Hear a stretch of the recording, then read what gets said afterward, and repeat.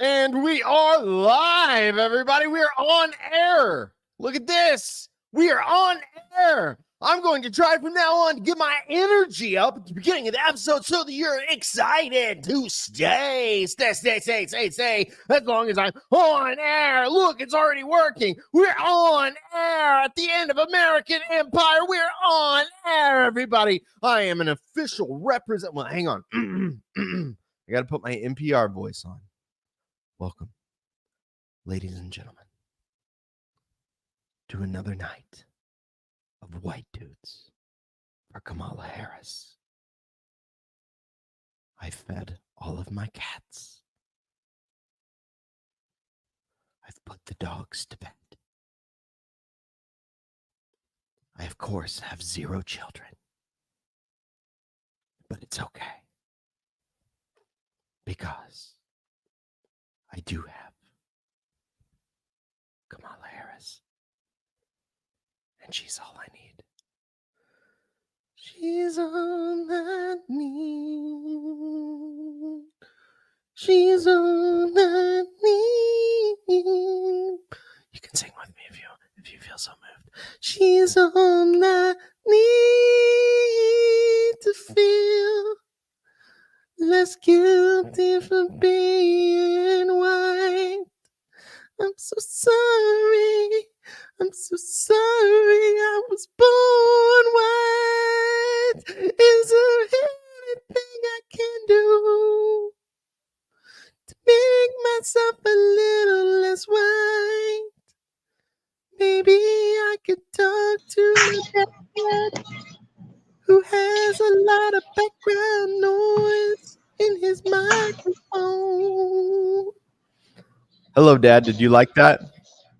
Oh, that was lovely. I'm so sorry I'm white. Aren't you sorry you're white as well? You know what they used to tell me? Probably that you were too white. No, that I used to wish I could sing. Now I wish you could. Oh, man. See, guys, that's what I get for having this joker on my show.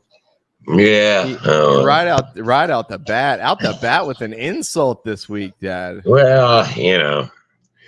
That probably moved a lot of people to tears. You know, we went from, well, you know what I am, you know, I'm weird. We went from being a deplorable to weird. We're weird this week, aren't we?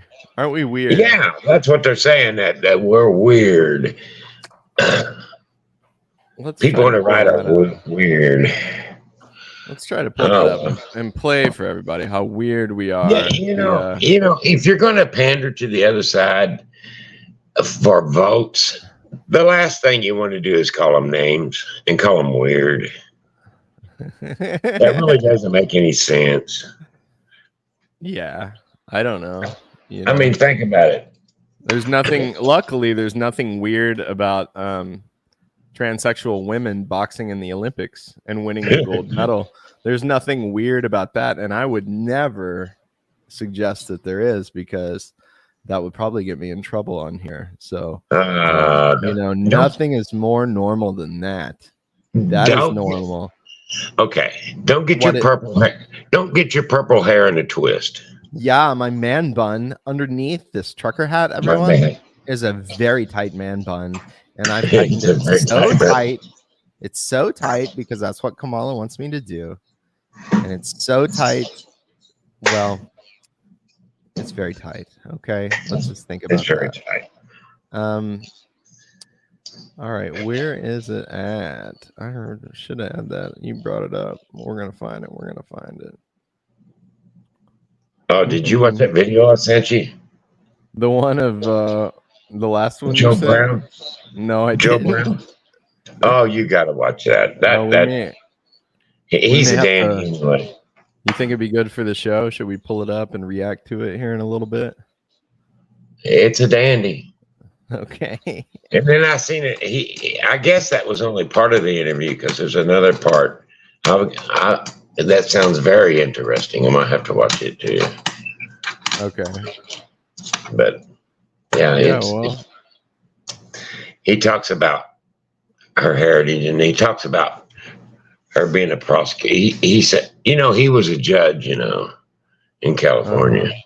And he said, prosecutors, he said, they're all alike.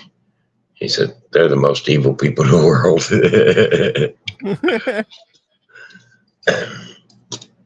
And he also said, as a lawyer, he said, I've had her in my court before. He said, she wasn't very good. In fact, she was pretty bad, he said. Really? So wow. Yeah, I definitely want to listen to that now. Oh, yeah, it's good. He tells how he tells all about the escapades. Very interesting. So what else has been going on with you this week? Oh, I don't know. Not much. Same old. Yeah. Yeah. Chugging along, huh? Yeah. Fighting back Biden's wolf at the door. Man, it's tightening in on it, ain't it? Yeah. Kind of like I heard the guy say a while ago, they're trying to tell us that, I don't believe any statistic that comes from the government. I don't have a lot of faith in. But, they tell us inflation's going down. Well, listen, that's impossible. Compare groceries now to the 3-4 years ago. Right. I mean, there's, you can't twist the numbers that bad. You actually have to flat out lie. Yeah, well, I mean, I don't think they're above that. Oh, of course not. And then,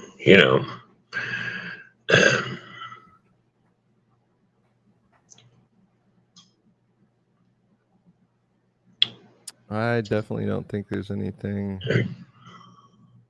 curious about that.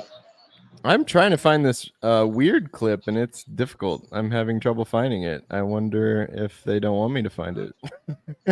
Probably. Well, I heard today on the news that a lot of the I heard it on the news that a lot of the clips of them talking about when Biden named her that, talking about Kamala as the border czar are disappearing. Yeah, they're trying to clean up the internet. Yeah, they're trying to. I saw here one of the biggest donors to Kamala's campaign is Google, which is the same company that owns the service we're streaming this on tonight. So we're probably not going to get much traction with our thumbnail. But I forget how many millions of dollars that Judge Joe Brown said that because he was in that district that Soros paid to get Biden in as the district attorney in California. Some interesting stuff. I'm wondering if I can. It is almost impossible to find that clip, Dad. What's that? The Republicans are weird one. The compilation. I'm going to try her. No. But I bet you can find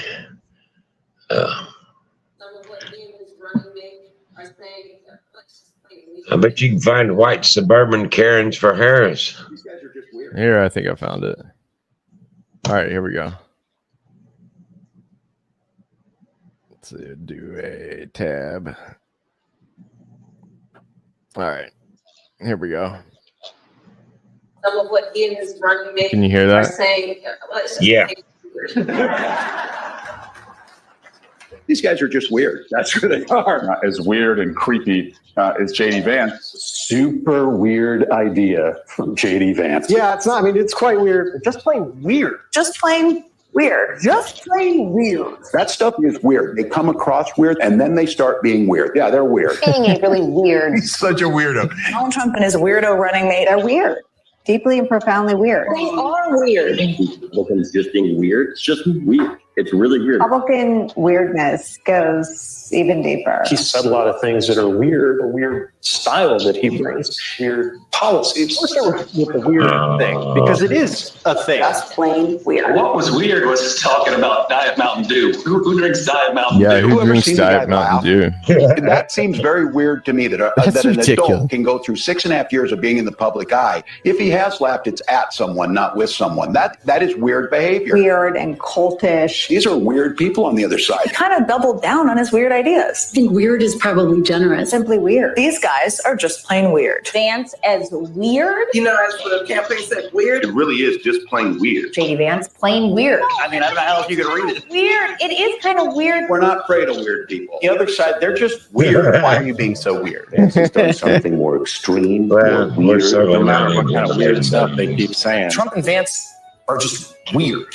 In addition to being dangerous to democracy. That's the weird part. That's the most engaging. Whom he addressed as my beautiful Christians, which was super weird. Weird tech bro, JD Vance. He's a weird guy. JD Vance, uneasy and sort of weird. Frankly, for lack of a better word, that he's weird. Sarcastic remarks that aren't even funny, and he kind of shows that he can't really deliver a one-liner. So, Sam, weird is the word here in terms of initial impressions from Vance to the American public. Well, that was weird. That was weird. I'll tell you what, I'm gonna make some liberals' heads spin off their head. I'm gonna drink me a can of Mountain Dew on here. Watch their head spin off. Oh man. Well, Weird. I like talking to you, Dad, because I get to try out certain things on you. We've had this conversation a long time, but I'm of what they call the in traditional terms the furthest left you can go. You can't go further left than a communist, right? And they're all saying that Kamala is the furthest left you can possibly go. Well, me and Kamala are nothing alike. Exactly. So She's just out in La La Land. Well, they must be talking about something else. They're using that word, but they're not talking about what I am. They're talking about something else. You ought to listen to Joe Brown. He talks about her word salad, and he said she did the same thing. He said, she's headed in the same direction as Biden. Said, but Biden has an excuse. He's 20-something years older. Said, said she never was very good in court anyway. And he said, she doesn't make sense. Is that a long clip that you sent me? I don't know. What is it? It doesn't matter. What's his name? Judge Joe Brown? Yeah. Kamala? Yeah. It's on I send on your phone the link. Yeah. This one's She's a Bomb. Is it that one? It's one, she's not black and she's lazy. I remember seeing it. I was like, oh, my goodness. Well, hey, Judge Joe Brown. Who am I to argue with Judge Joe Brown? All right. He can get by with it better than a white guy. So, well, that's pretty. We're supposed to be. These guys.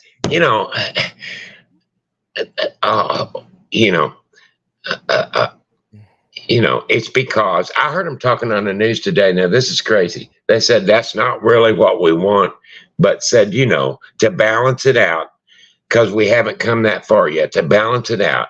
She could pick another black woman, but she can't do that. She almost has to pick a white man to pick up the other side of the vote. And I'm like, oh, you people, this is, white men for, you know, you're not going to hear him say, you know, black men for Kamala. You know, I'd be like Trump saying, white dudes for Trump. Well, that's what I thought. That What would if go you over. come out with a white dudes for Trump hat? Yeah, They that would wouldn't go lose. They over would because lose their ever-loving minds. They would Well, lose their minds. you know, their So you're heads supposed to. their heads would spin off of going to orbit. I'm really trying to figure out like why they think that's okay. My guess would be they're doing a lot of assuming that you understand what they're saying. No, right? they're assuming that we're stupid. Well, of course. I mean, they always assume that. It's like I But, showed her going different places and trying to talk different dialects. She went to the South and she got through about 3 words and then you can't maintain that. Now I talk country, okay? I talk like a damn hillbilly, but she's like, y'all, and I'm thinking, oh, it's not pretty. It's like when Joe tried to talk like black people. No. You know, you just come off looking stupid. Hey, but if you don't vote for him, you ain't black. And guess what? The Democrats aren't going to let you vote for him this time. So, well, guess what? I'm not. You're not black. I like Mr. Wonderful here said that he thinks Kamala's going to pick Pete Buttigieg. Wouldn't that be the ticket? That'd be the dream ticket. I'll tell you what. I'd like to hear what he had to say. I'd tell Felicia's brother he's not black because he's not voting for her. I said, if you don't vote for Kamala, you're black. I know what he'd tell me. I love that you bring up Felicia. Yeah.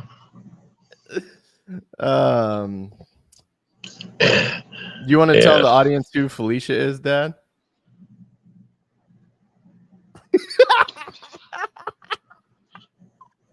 No, she may be watching. Yeah. Good. If you are, hi, Felicia. Not bye, Felicia. In this family, we say hi, Felicia. Hi, Felicia. Yeah, she's my girl down in Louisiana. She's Dad's girl down in Louisiana, of a certain skin tone that would make Beyonce look white. As somebody told me once, someone told me once, you're dating who? It's someone you know. And they told me, they said, now I know you're going to hell. Well, taking some brown sugar with you. All right, here we go. Let's put on this thing you showed me here. Okay. I mean, we don't. I want to watch just a little bit of it. Yeah, and then I guarantee you'll finish it later. Oh, I'm sure. I know I will. I have no doubt about that. Yeah. You are idiot. Yeah. Okay. Wants to be chief administrative officer, but she's never been the boss over anything. She was nominally with the Attorney General's office, but you've got all of these egos with all of these people with doctorate of laws who've taken the bar exam, and every one of them in there could run against you in an election and be your boss, and is as qualified technically as you are to run the place. So she's never been the boss in charge of something where she dictated, because what she did in San Francisco and when she got over California is she essentially had somebody else doing it, and she was just a political figurehead. So when you come into this situation, well, that's what's going on now, isn't it? That wasn't the very beginning, was it? No. I mean, before that, there was nothing of it was just her talking. Yeah. Well, he's in the beginning. He's talking about. Oh, he talks at the beginning here? I thought that was Kamala. Yeah. No, they're showing a clip of her when she claimed to be an Indian. Oh, I kind of want to see that. I've never seen that clip. Yeah, well, the Democratic Party for a very long time, not just this election cycle, has been doing a lot of active outreach around South Asians, around the API in general. and we'll continue to do it. I mean, what we know in particular when you're talking about the South Asian community, we're talking about the Indian community more specifically, it is a growing community in the United States in terms of its voting bloc, in terms of its participation, and I think the party knows that and knows that this is part of our collective community, and there needs to be outreach and inclusion. And certainly you could become the first Indian senator in U.S. history, which would be quite an accomplishment. Knock wood. You could become the first Indian senator in U.S. history, which would be quite an accomplishment. Knock wood. Worked so hard. Okay, so what we're going to cook today is an Indian recipe. Yes. Because you are Indian. Yes. Okay. Wants to be chief administrative officer, but she's never been. Oh, that's a good clip, Dad. I'm glad you made me go back and watch that because I'm glad I have that like saved now. And later on, he explains why he actually breaks it down so you understand why she's not black. Okay. Okay, well let's just watch this. I'm the interested. boss over anything. She was nominally with the Attorney General's office, but you've got all of these egos with all of these people with doctorate of laws who've taken the bar exam, and every one of them in there could run against you in an election and be your boss, and is as qualified technically as you are to run the place. So she's never been the boss in charge of something where she dictated, because what she did in San Francisco and when she got over to California is she essentially had somebody else doing it, and she was just a political figurehead. So when you come into this situation here, Putin, Russia, Ukraine, those are serious things. They have a lot of nukes. You've got Xi Jinping, and China's got one hell of a huge army, air force, nukes, computer systems, and so on. What is your experience in international diplomacy? You got made the representative of the country to handle the foreign affairs. You failed so badly they yanked you out. When you were actually the boss in charge, the borders are, you just complete abject failure to that. Your only appearance down there was to sit in a chair in the desert while they interviewed you trying to be cute. She had a little rally in Georgia. I think 86 people showed up. That was supposed to be interesting. And she had the nerve to call Vance unpatriotic. And he came back on a big time. He said, simplify, to serve, loyalty. I was in the Marine Corps over in the sand pile. And Trump took a bullet. What the hell have you done? And you want to call somebody out on the subject. See, it's hypocrisy. But you see, I did this because I did what I did, and that's what I did, which is because that's why I did it. Hey, what the hell did you just say? Do you realize what you said? Do you know? Well. All right. Let's go. Harris. How you feel about her? She's a piece of shit. I was in California. About Kamala Harris. How you feel about her? She's a piece of shit. I was in California. She lacked professional competence. So who was he, Dad? Did he have a TV show or something? Yes, he had TV, and he was a judge in her district, and he was a judge in California. Okay, he was like one of those daytime, like angry, like, oh, you done messed up. One of those guys. Yeah, but he was. He's an actual judge, though. Oh, I know. So anyway, this gets interesting right here. All right, let's keep playing it. On it by hiking up her hemline when she needed influence. Oh, there you go. About Kamala Harris. According to him, he believes that she's on track to have dementia. All right, here, I'll play it at normal speed here. Worse than Joe Biden. About Kamala Harris. How you feel about her? She's a piece of shit.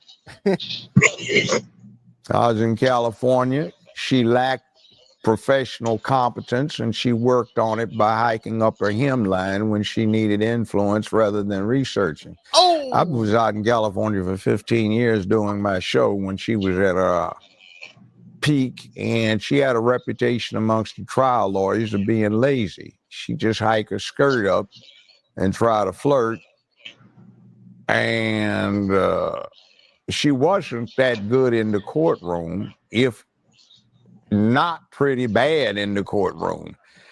So I'm not surprised at what she does. She's 60 years old, and I think, listening to her word salad and the way she talks, I think she's got early onset dementia and also some problems with menopausal complications. That's that. You see, today is going to be tomorrow. So since it's going to be tomorrow, today we have tomorrow, which is why we are now. Like, what did you say? They have something in mind, but they cannot cognate getting all the way through it, which is why she's famous for this word salad garbage, and she doesn't make a bit of sense. I think since she's only 60, she's actually on a worse track than Biden was. Biden is 20-some years older than her, and he has been senile for a long time. This was as they picked the weakest somebody they could as a figurehead, somebody who had some apparent minority status, which she does not. And what goes on is that you get her, everybody that is everybody would be afraid to go against her because of what she can pass herself off as. And then you get somebody that's easy to control because she's lazy, because she is becoming incoherent, and because she's always tried to do the casting couch to get where she wants. Now, the problem is that will get somebody to a certain level quickly. But you can't get past that level if you don't have competence and talent. So my thing about it is if I'm crude about it, in this city years ago, I used to represent a whole bunch of pimps and hoes, and I know a hoe when I see one. And yeah, see, saying that you heard that. Okay, I'm going to. I didn't say that, audience. I did not. That was the words of Joe Judge Brown. He's laying it out, buddy. I am excited. I want to. This talks about her staff, though. I see that. I want to hear about that. You look into what Kamala Harris actually did and how she was running things. Yeah. It really doesn't sound too good. Great leaders ignite a spark inside their staff. That's why Prime Time's movement's so strong. The key is to challenge your employees without belittling them. You give them a purpose, create an environment where people want to show up for work. So when we learned that 92% of Kamala's staff quit, it raised red flags. How could she lead millions of Americans if she can't even lead 50? Gil Duran, who worked for Kamala when she was Attorney General of California, said the experience was unbearable. She was, quote, impossible to manage and took out all of her stress on her staff, usually women and lower level employees. Gil quit just 5 months into the job. You know, I don't know if they'll play that clip on here, but I saw on Jimmy Dore, he showed, it was, I can't remember her name. It's, I can't remember. It's another black woman. She's bald. I can't remember her name, though. She worked for Bernie Sanders, and she said that working for Kamala Harris made her never want to work for a woman again. And she went on to work for Joe Biden, and that was a pretty crazy clip. I just can't believe Joe Brown said, what I think of her, she's a piece of. There's some more Joe Brown in here. Let's see. Kamala skipped out on a briefing and went berserk on a staff member to the point of tears because she was unprepared. And that tracks with what an unnamed White House staffer told the author, Chris Whipple, in his book, The Fight of His Life. They told him Kamala, quote, refused to do the kind of preparation that you need to do before going public on a hardcore policy matter. And then she became incensed and outraged when things wouldn't go the way she thought they were supposed to go. Even the interns weren't safe from Kamala's ire. Terry McKeeter, whose son spent months in Kamala's Attorney General's office, said she turned his kid's internship into a summer from hell. He says the interns were told to stand and say, good morning, General, when Kamala walked into the room. And they were told to never, ever address Kamala or even look her in the eyes. That privilege is for senior staff only. Kamala also had a filthy mouth and never met with the interns because staffers were too afraid to introduce them, probably for the best. Look, everybody's had a bad boss at one point or the other, but usually that boss doesn't become president. If 92% of a company's workforce quit, would you keep the CEO? So why would we make Kamala America's CEO? But another part of the interview, that she favorite, so just Indian, right? She's of Indian origin from Jamaica. This is what he says. So it's like that was not a good professional performance. And then she was everybody's favorite Hindu Indian prosecutor and attorney general and senator. And now she becomes black. But, you know, I met her daddy, fine gentleman, Professor Harris. And the problem with her being black is Professor Harris says he's Caucasian, mixed Irish and Hindu. He doesn't have any black ancestors, but his Irish ancestors owned a lot of slaves in Jamaica and had them to work on plantation. So if mama is on the birth certificate listed as a Caucasian, daddy says he's a Caucasian Hindu and has no black ancestors, how did she get to be black? She went to Howard. And by the way, she told one big lie when she was talking about she got busted because of something Biden did when she was running against him. Well, the yearbook that she put out there that you can still get online from her high school in Canada shows she went from kindergarten through 12th grade in Canada, never went to school in the United States of America. And the birth certificate that she has is interesting because the confusion comes from a mistake. On the birth certificate, it lists the mother's race as Caucasian, national origin into India and religion Hindu. For the father, it does not list national origin. It does not list religion. It does not list anything about that. But where it says race, they put national origin in Jamaica by mistake. Now, if you've ever been to Jamaica and you go over to St. Elizabeth Parish, you see all the high, bright, and white. They live in Jamaica. So if you go over there, you see people from Hong Kong, Singapore, New Zealand, Australia, Kenya, South Africa, you name it. It's part of the British Commonwealth, and nobody needed a passport, and you could just go in and out. So it's not unusual. You're not black just because you're from Jamaica, and you have a whole lot of white people that never left, and their ancestors owned a lot of slaves. The Maroons went up into the hill country and got themselves free back in the 1840s, but, other than that, it is what it is in Jamaica. So just because you're from that country does not mean you are of the black race. So the problem is why don't you go get your daddy to give you an affidavit that you have a black ancestor? And since the only possible claim you have is through your great-grandmother, who he says was a Hindu house servant that just happens to be swarthy, where'd you get your blackness from? See, you're faking it again. And I say this after 50 years of experience, the worst human beings you will ever find are career prosecutors. Yeah, so you see, now you heard that. Now, personally, I don't know, and I really don't care if Kamala Harris is black. It's just, unfortunately, in today's politics. Are who prosecutors? Who did he say? Yeah, prosecutors. Are you have to hear what he black says race. about The problem prosecutors. is why don't you go get your daddy? Where'd you get your blackness from? See, you're faking it again. And I say this after 50 years of experience. Hang on, I want to hear what he said. The worst human beings you will ever find are career prosecutors. Okay. Yeah, so you see, now you heard that. Now, Okay. personally, I don't know, and I really don't care if Kamala Harris Career is black. Just unfortunately, in today's prosecutors. politics, there are people that do care because Kamala Harris is essentially campaigning on blackness, right? I mean, if you guys listen to her rally today in Atlanta, it basically sounds as if she's trying to appeal to black people by pretending as if she had the stereotypical black experience growing up, even though That's not the video I sent you because it doesn't have this guy's reacting to it. The one I sent you doesn't have him in it. Oh, okay. Well, we got the highlights of it though, right? Yeah, but you'll have to listen to the rest of it because he talks about prosecutors and Oh, okay. what. I'm gonna switch to this one. Let me see.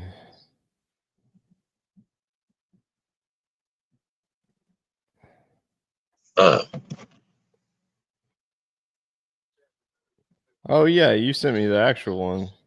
Yeah. Let me see. Maybe I can figure out where that was. Let's copy it. Let's see if I can bring it up here. Let's see here. I want to hear Judge Joe Brown while we're waiting. What do you mean?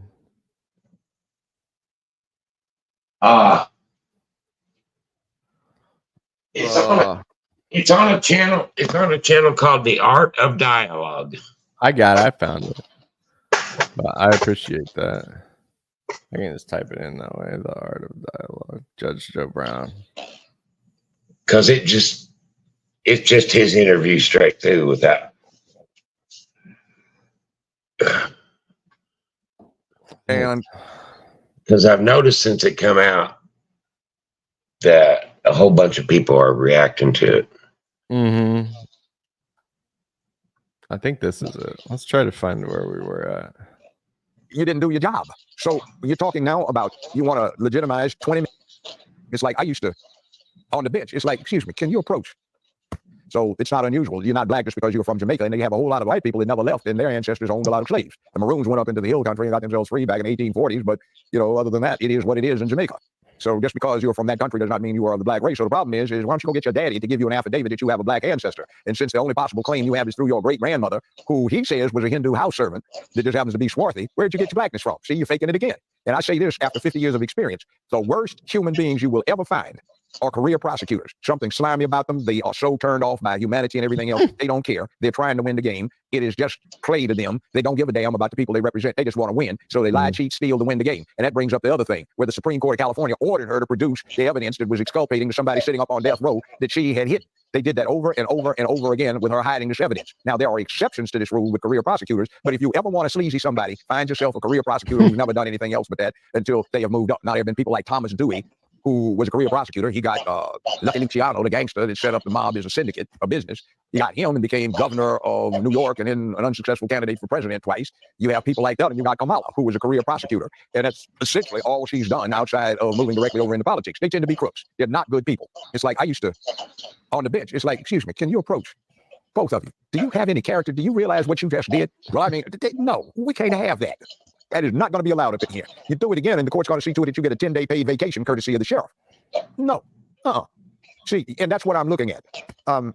She wants to be chief administrative officer, but she's never been the boss over anything. She was nominally with the attorney general's office, but you've got all of these egos with all of these people with doctorate of laws who've taken the bar exam, and every one of them in there could run against you in an election and be your boss, and is as qualified technically as you are to run the place. So she's never been the boss in charge of something where she dictated, because what she did in San Francisco and when she got over to California is she essentially had somebody else doing it, and she was just a political figurehead. So when you come into this situation here, Putin, you know, Russia, Ukraine, those are serious things. They have a lot of nukes. You've got Xi Jinping, and China's got one hell of a huge army, air force, nukes, computer systems, and so on. What is your experience in international diplomacy? You got made the representative of the country to handle the foreign affairs. You failed so badly they yanked you out when you were actually the boss in charge. The borders are. You just complete abject failure to that. Your only appearance down there was to sit in a chair in the desert while they interviewed you trying to be cute. Flash it. So we heard, I think that guy clipped up quite a bit of this. He did. He had it all back. But yeah, I'll definitely go back and I'll listen through it all the way. Yeah, because he also talks about, you know, meeting a bunch of Hindu people, and he said, you know, they are dark, and he said, I thought they were, and they informed me that no, they were black, they were, you know, he said, so, you know, he said she's passing it off. So, well, that was an old book. But you know, the reason I say that, because she doesn't have the her facial features aren't right. I mean, either that, or if she has got black, she's pretty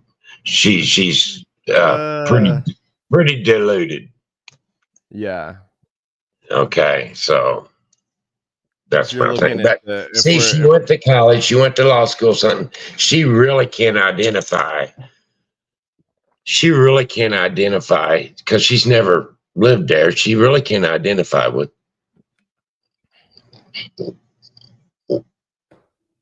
She really can't identify with that segment of the population or their problem. Well, you've you know, you've lived in a black home in the American South. I mean, you are. I've lived in 3 black homes. You're much more familiar with real. I mean, people's heads would explode, but I think it's true. You're more familiar with real black Southern American culture than she is.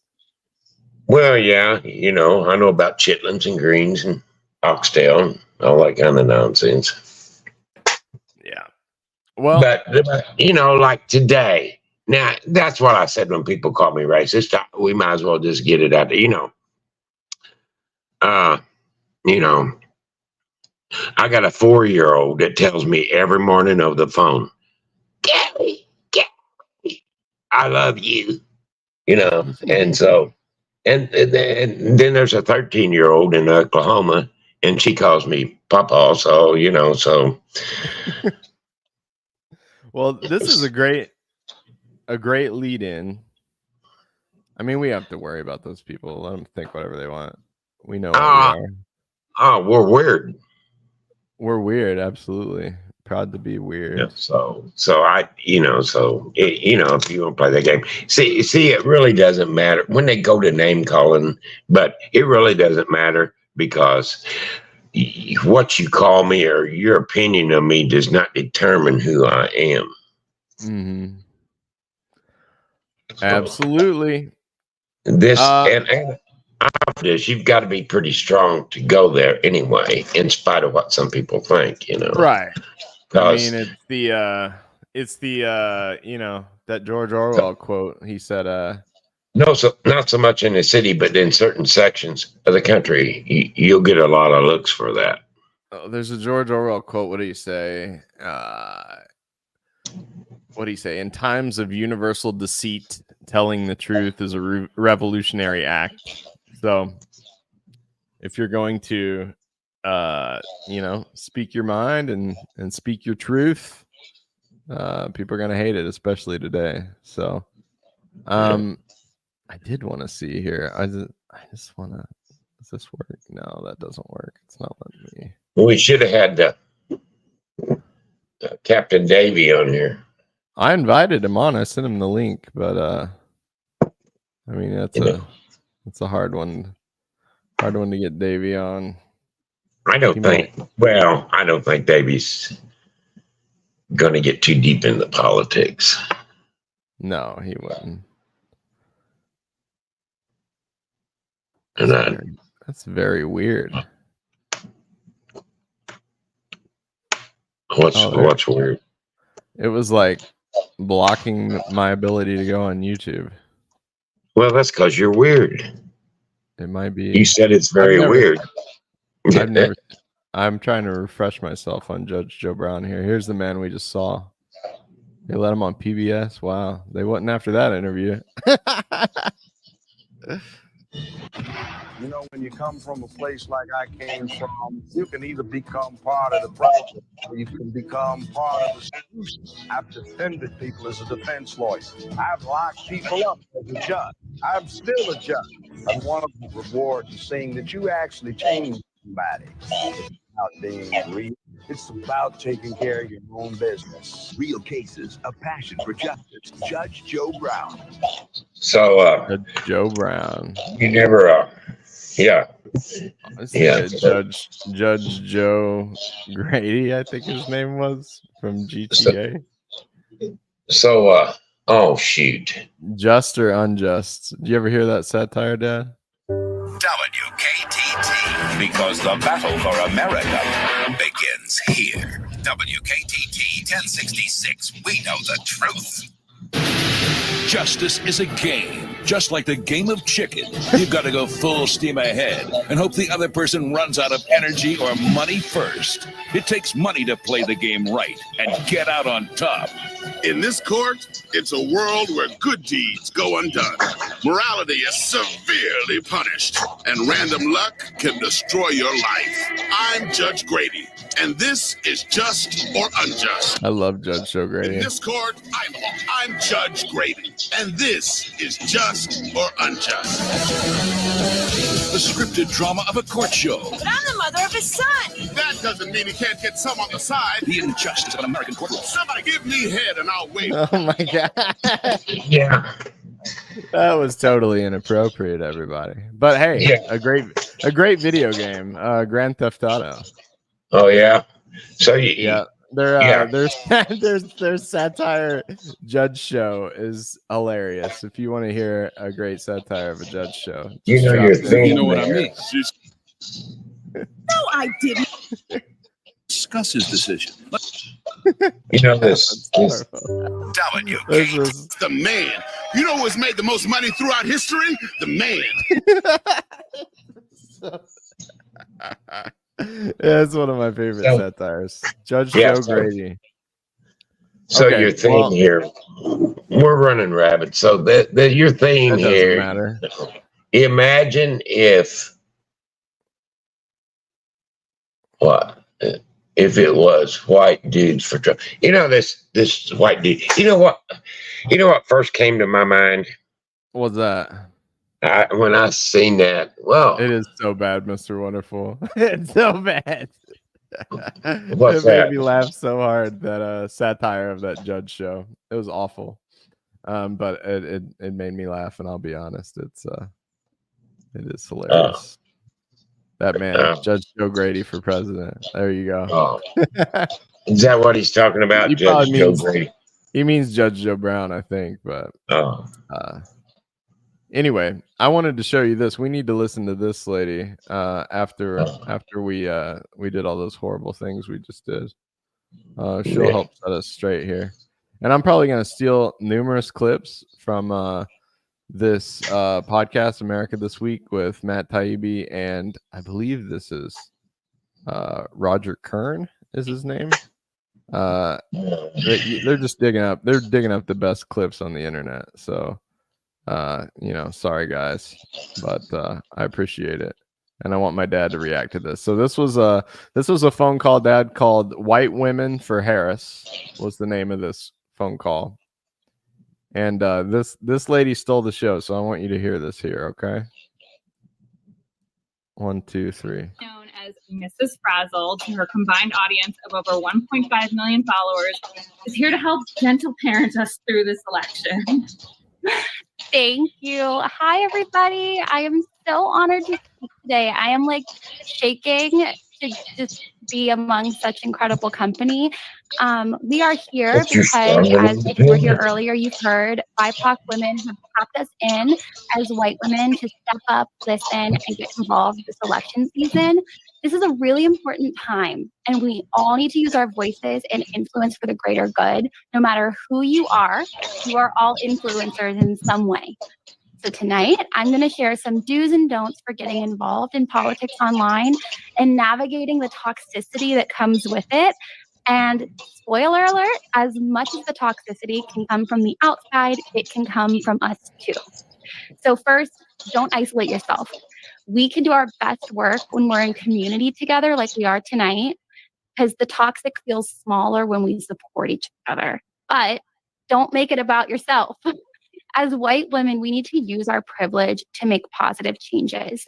If you find yourself talking over or speaking for BIPOC individuals, or God forbid, correcting them, just take a beat. And instead, we can put our listening ears on. So do learn from and amplify the voices of those who have been historically marginalized. Okay, all right. I got to tap out there. I don't know. Did you hear any of that, Dad? Yeah, I could hear it. It was kind of choppy, but it's probably my phone. Let's try it one more time.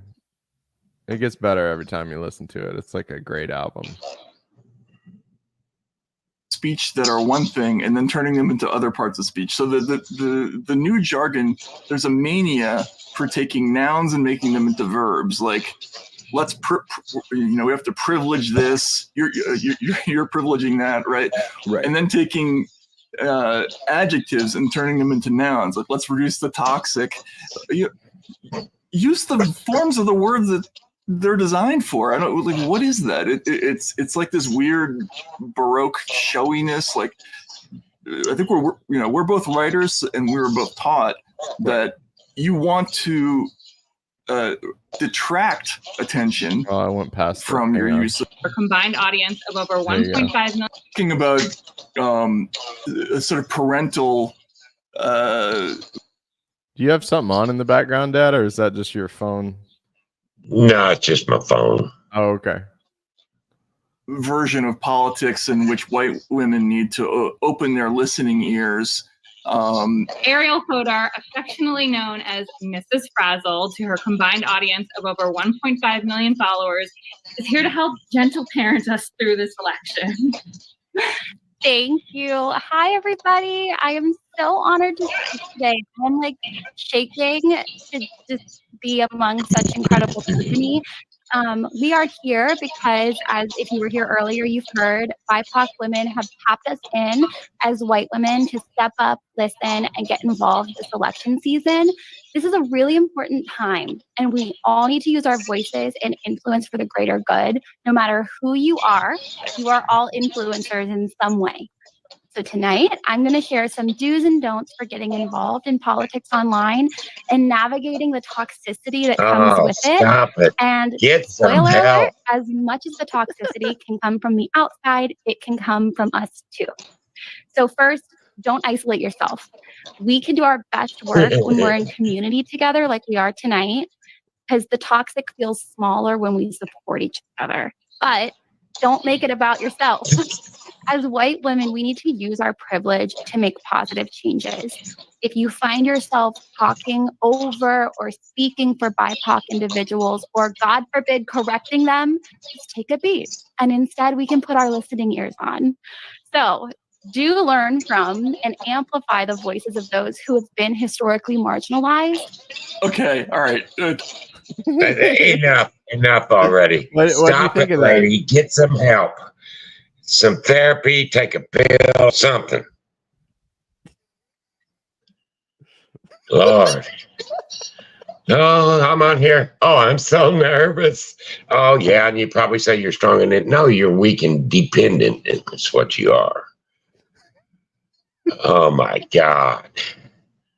You know, that's like when, our theme here, we got, that I saw that you showed me that the other day, white dudes for Harris. The first thought that came to my mind was white simps for Harris. Yeah. Yeah. Well, Drew here, he thinks she's great. He liked it. Yeah. Well, she said, if we're together collectively, the toxicity isn't so bad because, see, she's talking about, you've got to feel guilty because you're white, because you're toxic. You're privileged. Oh, come on.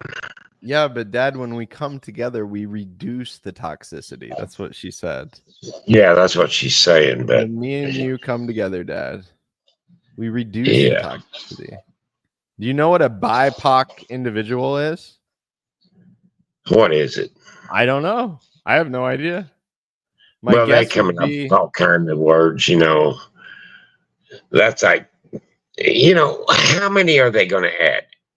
Is LBG, there's LBGQT, and then plus, and I'm like, just call it the alphabet crowd and be done with it. Yeah. People like that actually exist. I mean, I'm all for whatever you want to do it. But, all this, and, they say we're supposed to be all bring us together.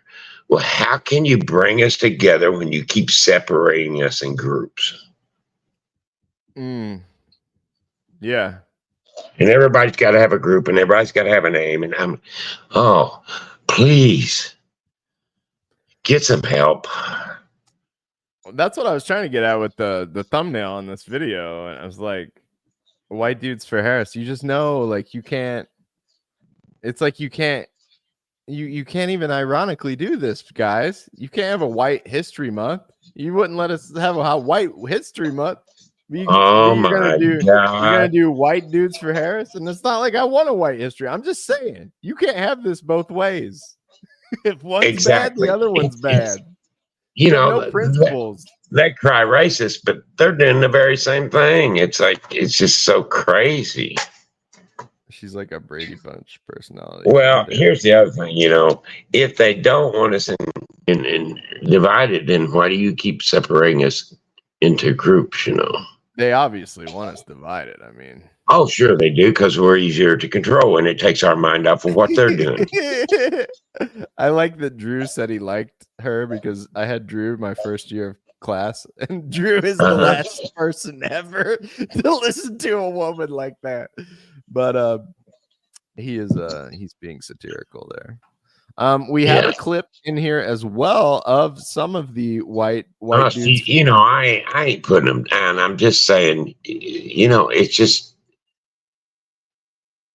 Well, I get what you're brain saying. Cells are you putting together to come up with these? People might get mad about something you say, but it's like, well, if you don't want me to talk about race, don't shove it in my face, or I'll talk about it. Here's the you're gonna be thing. like, oh my God, he talked about race. It's like, well, that's your whole campaign. It's kind of like being in business. No matter what you do, there'll be somebody mad at you. It's almost like bait, Yeah. It's kind of like the old saying, you can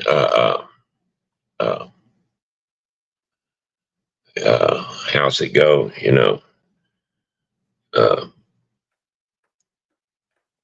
You can please some people,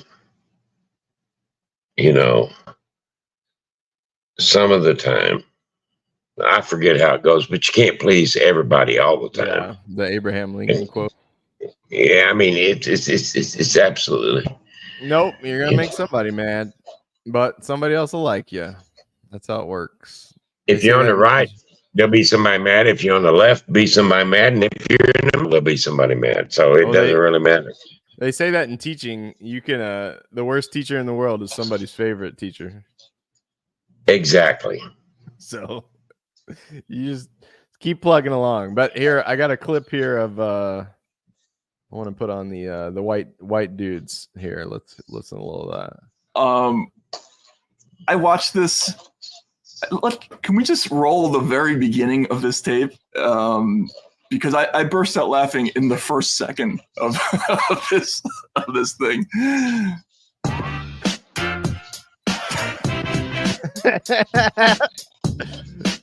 He's got the man bun ready.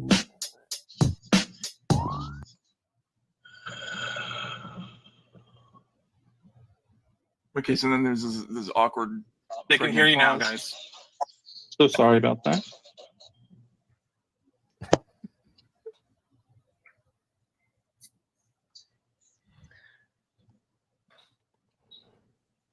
Actually, it's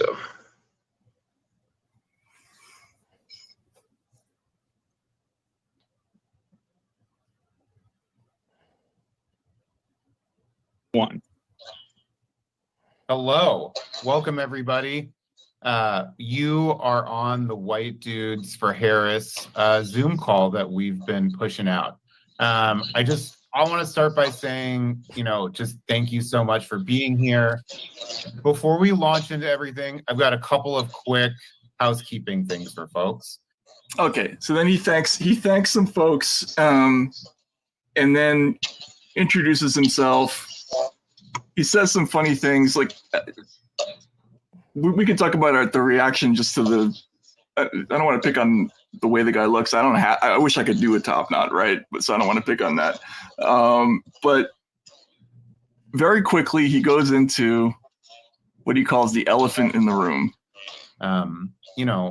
As we've been going around talking about this, I have a lot of questions from folks about why are we doing this? Why organize white dudes?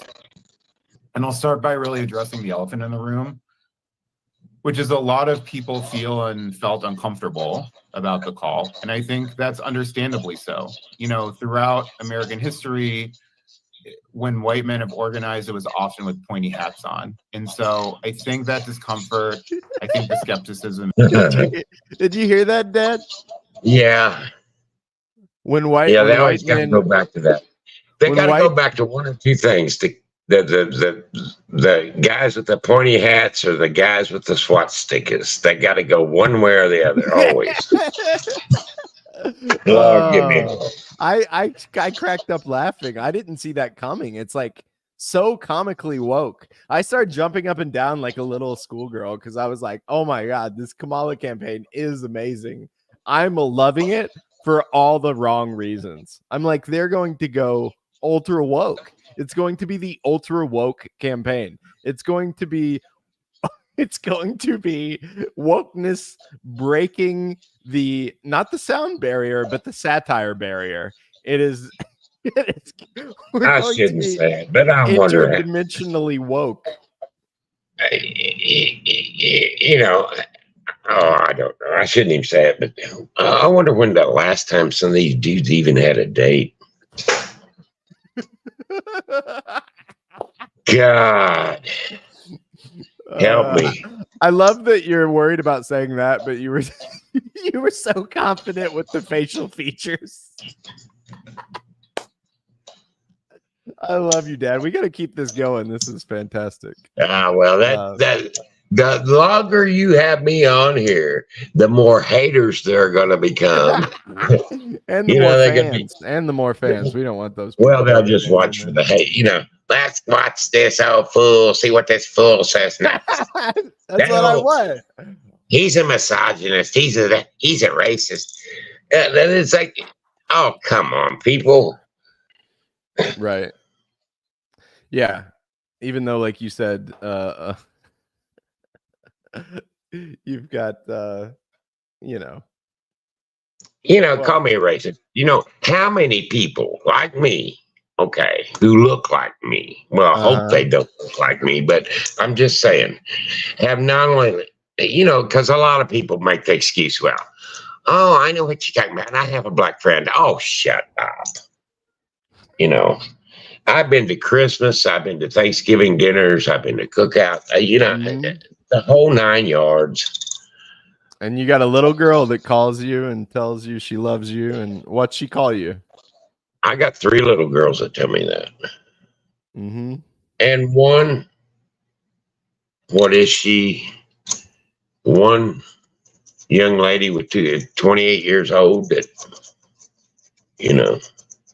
so. This is the humble brag, Dad. What is this? Do I? Yeah. This 28-year-old lady calls me, You don't need to know anything else about it than that. That's enough. No, that's Felicia's daughter. One of Felicia's daughters. Okay. She, because when I met her, she was just a little thing. She wants to talk to a racist, I guess, she, I don't know, yeah.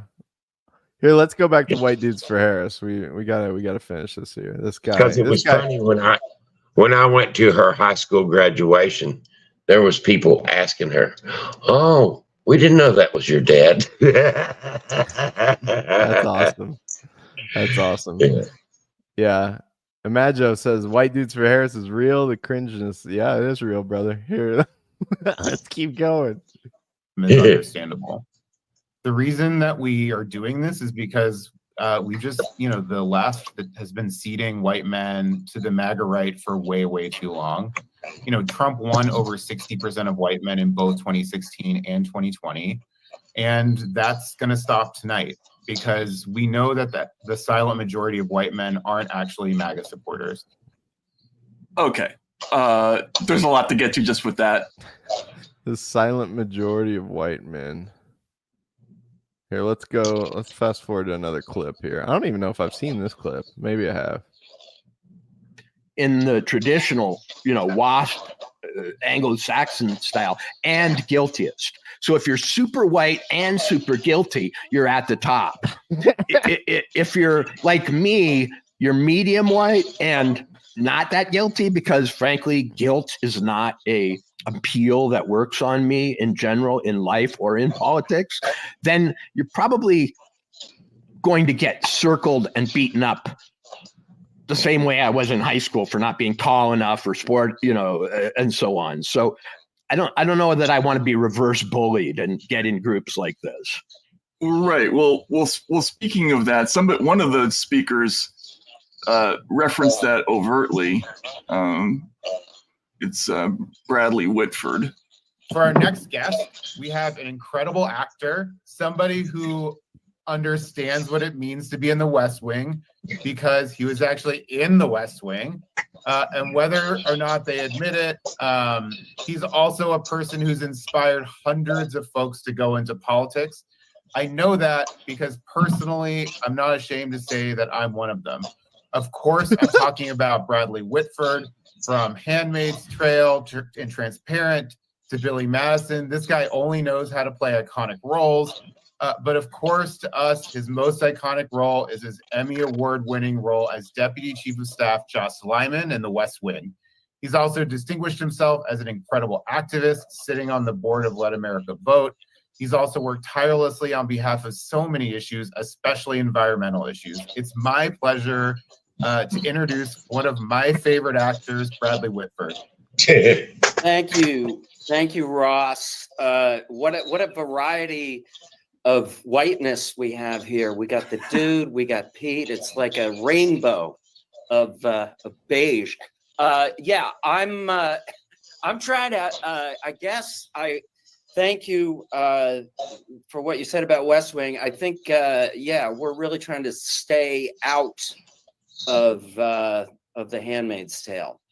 Look, I have okay, yeah, time out on him.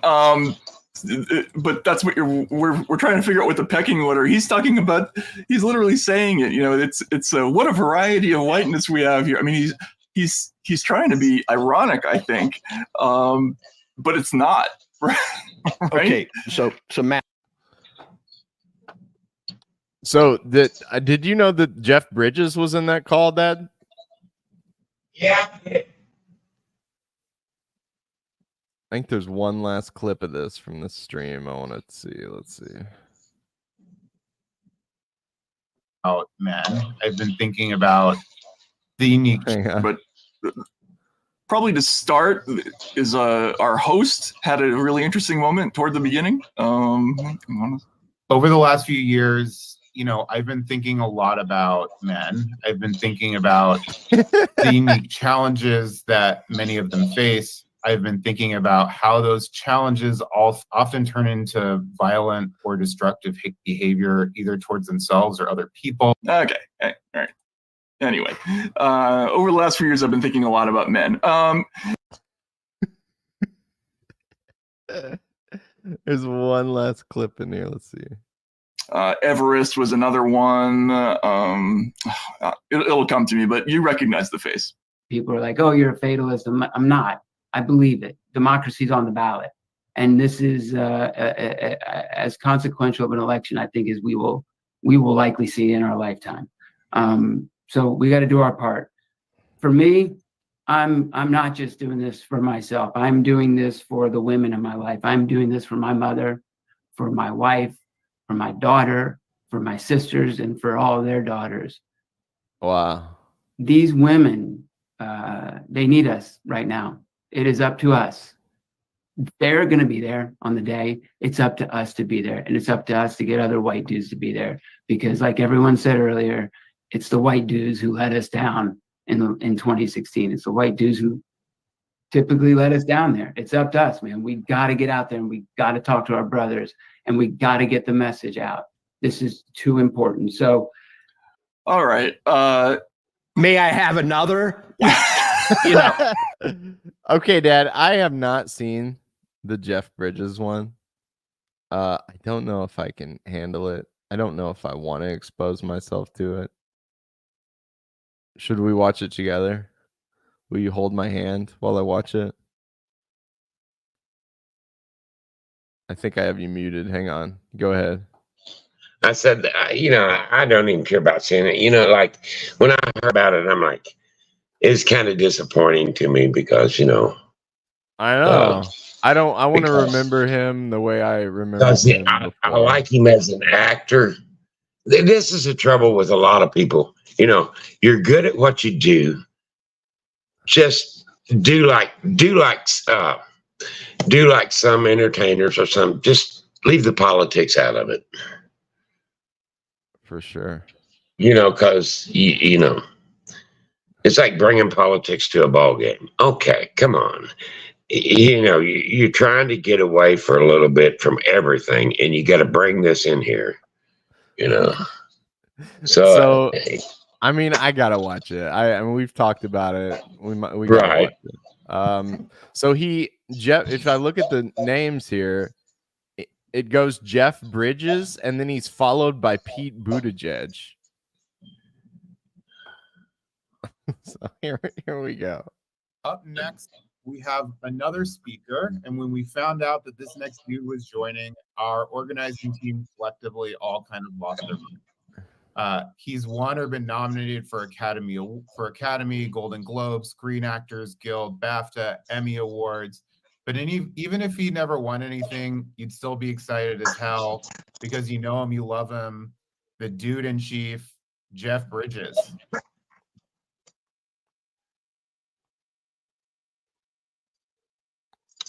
Is his mic muted?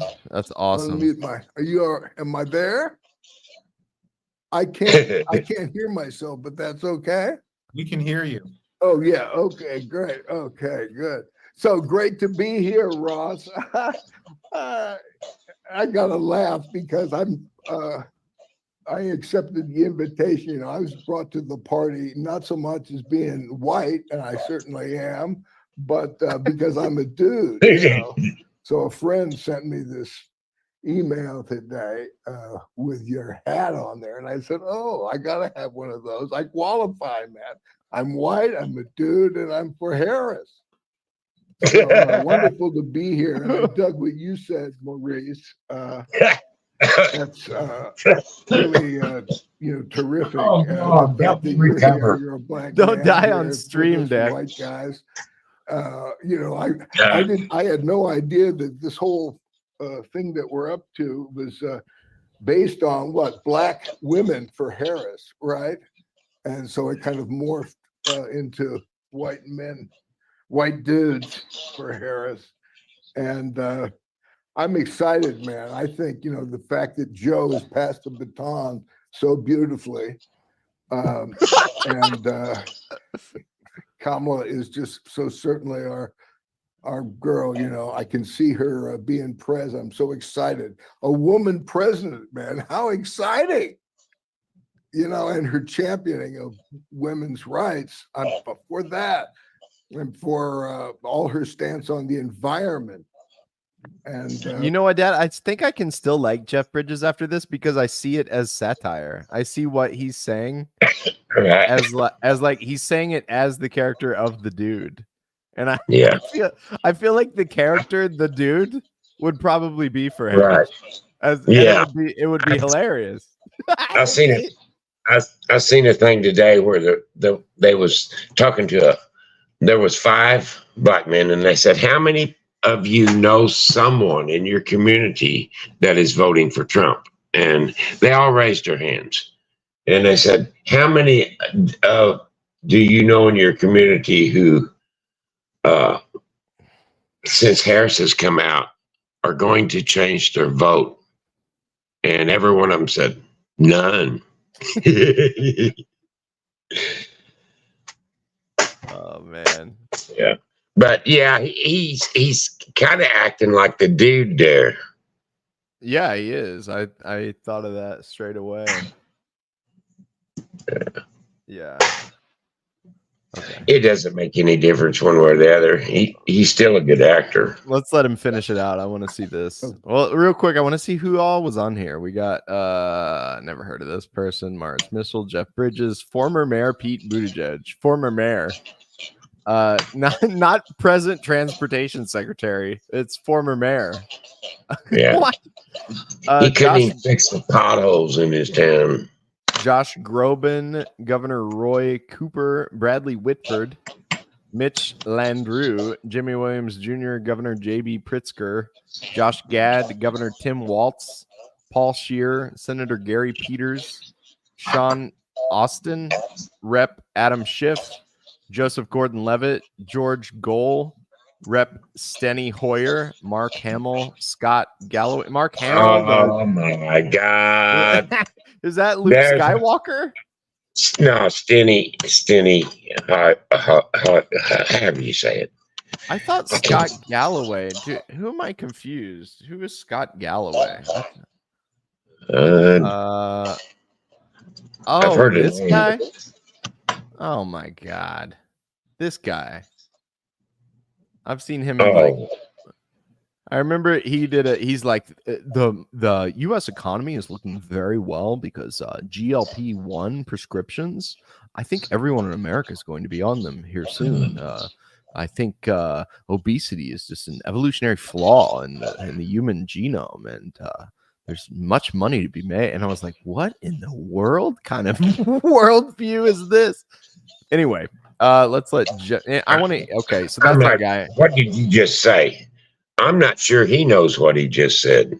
Well, it's just so dark. He was like, "Oh, the American economy is doing great. All you need to do is buy Ozempic." I love these words they come up with. Rep. Eric Swalwell, Michael Kelly, Lance Bass from NSYNC is on this call. That's hilarious. Misha Collins, former Senator Doug Jones, Adam Conover, Rory O'Malley, Tim Daly, David Hogg.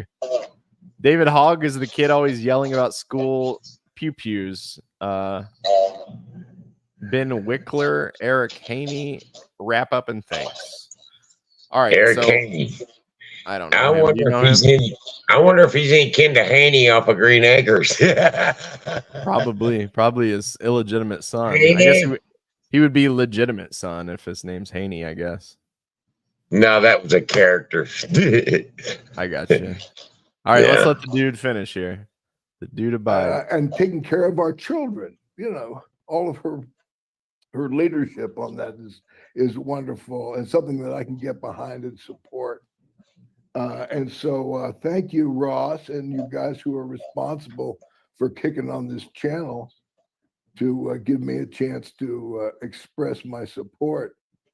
I'm really excited to be a part of this. And I, you know, the word fight, you know, I watched Kamala's speech there, you know, just before getting on the call. She ended fight. God, I can't. That's the thing. I can't relate to that. I just went through a health crisis, and I remember the doctor coming up to me and say, Dad, is he in his garage? It looks like he's turned his garage into like a office. Who knows? He's right about that. I can't relate to that because the only one I can relate fight to is Trump raising his fist. But Mr. Wonderful said Mark Hamill paid for a bunch of drones to Ukraine to terrorize Donbass. Wow. He sounds like he's fighting for the Death Star more than the Rebel Alliance there. Yeah. you got to fight. You got to fight. I said, what are you talking about, man? I'm in surrender mode here. I'm going with what life has in store. And I feel that with this, with what we're all up to right now, that it's not so much a fight, but it's a surrender to our higher thoughts of how we want this future to turn out. And so I'm kind of surrendering to it as opposed to fighting to it. But that's just, that's just my approach. Oh my dude God. might say that's just my opinion, man. He kind of critiqued her. But great to be with you. From what I guys. understand, he's like, I'm not fighting, I'm surrendering. Jeff, thank you so much for being on. Pete licking his lips. Oh man, is that what he? I think that's what he said. If I remember, if I caught that correctly. Surrender. You got a health. I can't. God, I can't. I watched Kamala's speech there. Just before getting on the call, she ended fight. God, I can't. That's the thing. That's so weird. See, he doesn't think that's good. That's interesting. He's kind of critiquing. Right. But I also find it weird that she's saying fight at the end of her speech, which she's just trying to steal the iconic moment that Trump had after he got shot when he said he was like, yeah. She's out there saying that now. That's so what was I heard somebody say today? I said, oh, it was Joe Brown who was listening to on that clip. He says, he said, what has she done? What's her record? What has she actually done? He said, she put down J.D. Vance. Well, he said, he was in the Marine Corps for 4 years and was in the sandbox over there. And he said, Trump took a bullet. So what have you done? Absolutely. What has she done? What? Yeah. I did want to share this with you. Are you familiar with the CIA program, Dad? The MK Ultra mind control program? Have you ever heard of this? The Central Instigating Agency? Yeah, I like capitalism's invisible army. Yeah. But the way she talks, like what Judge Joe Brown was saying about her talking in circles, that really kind of reminds me. I had somebody really close to me was like, well, maybe when she's saying all those phrases, that's like her MK Ultra, trigger words or something. Maybe she's stuck in a loop. But that was my buddy Caleb Maupin's point. He wrote that book in 2020 that she was being what's the word? Cultivated by the deep state, by the Hillary Clinton faction of the Democratic Party. Yeah, the CIA. Yeah, more like the Clinton Investigative Agency. Yeah, more or less. But yeah, I think Kamala is their girl. She'll do whatever they want. I believe the judge was right about that. You know, they needed someone to be a public figurehead, but someone that they can control. Yeah, Mr. Wonderful said something. He said right here, they want someone so dumb that they can't objectively look at history and expose 9/11 was an inside job.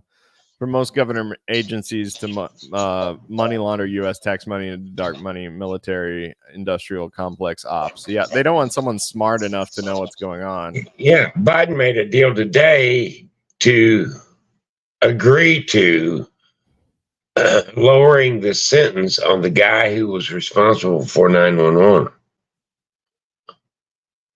Really? For 9/11. Yeah. He was, he was supposedly supposed to get the death sentence. The military court decided to not, and he agreed to it. So I'm like, okay. It's kind of like the hostages he got from Russia. At first it was a question of what did you sell out? What did you trade for that? Well, he traded spies and other. So it really wasn't. So what's that mean? So that means tariffs from now on say, well, it doesn't do no strength whatsoever. It means that if we hold out long enough, we can get what we want.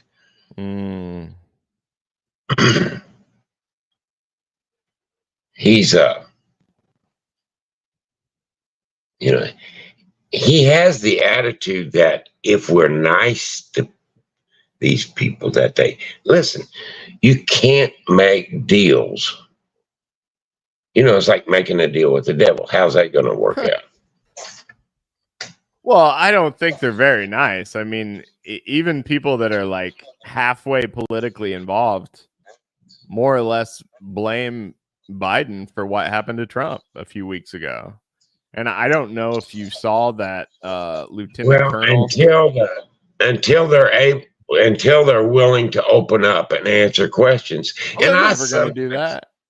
And it's kind of like the UFO junk. I think they want the conspiracies because it keeps the public talking about things and keeping their eyes off of what's really going on. Right. Keep their eyes off the real deep state. Yeah. What's his name? I mean, Judge Napolitano. Yeah. It was on there. Yeah, it was this one. In case anybody wants to watch it, it is. I'll share it real quick so people can watch it. It's this one. Lieutenant Colonel Tony Schaffer, Trump assassination update. He's a retired Air Force general, isn't he? Former DOD Intel. Department of Defense intel officer. But his point was he thought that they wanted the deep state, the people really in charge, whoever's running the country right now, because it's sure not Biden or Kamala. The idea behind the Trump assassination was they could easily blame it on Iran and they could go to war with Iran. They tried that. It didn't go anywhere. They also wanted, they wanted Trump to die in high definition. Like he says in this video, they wanted his head to explode on TV, just as a message to everyone that if you come after us, just like we did to JFK, we're going to do it to you as well. And then they could, and then he says, this isn't a crazy guy. This is the former Department of Defense of the Intel. He said, and then they'd be able to ban the AR-15. So they get a threefer. They get war with Iran. They get Trump dead and a message to anybody else who wanted to try to challenge their power, the power of the international military industrial complex, the arms manufacturers, and they get to ban their rifle. I don't know why. I guess that's a political win for them. Kamala, a lot of people don't know this. She's for a mandatory gun buyback, which mandatory means mandatory. which means we'll come to your house and, and take your guns. And in a few weeks, we'll send you a small check.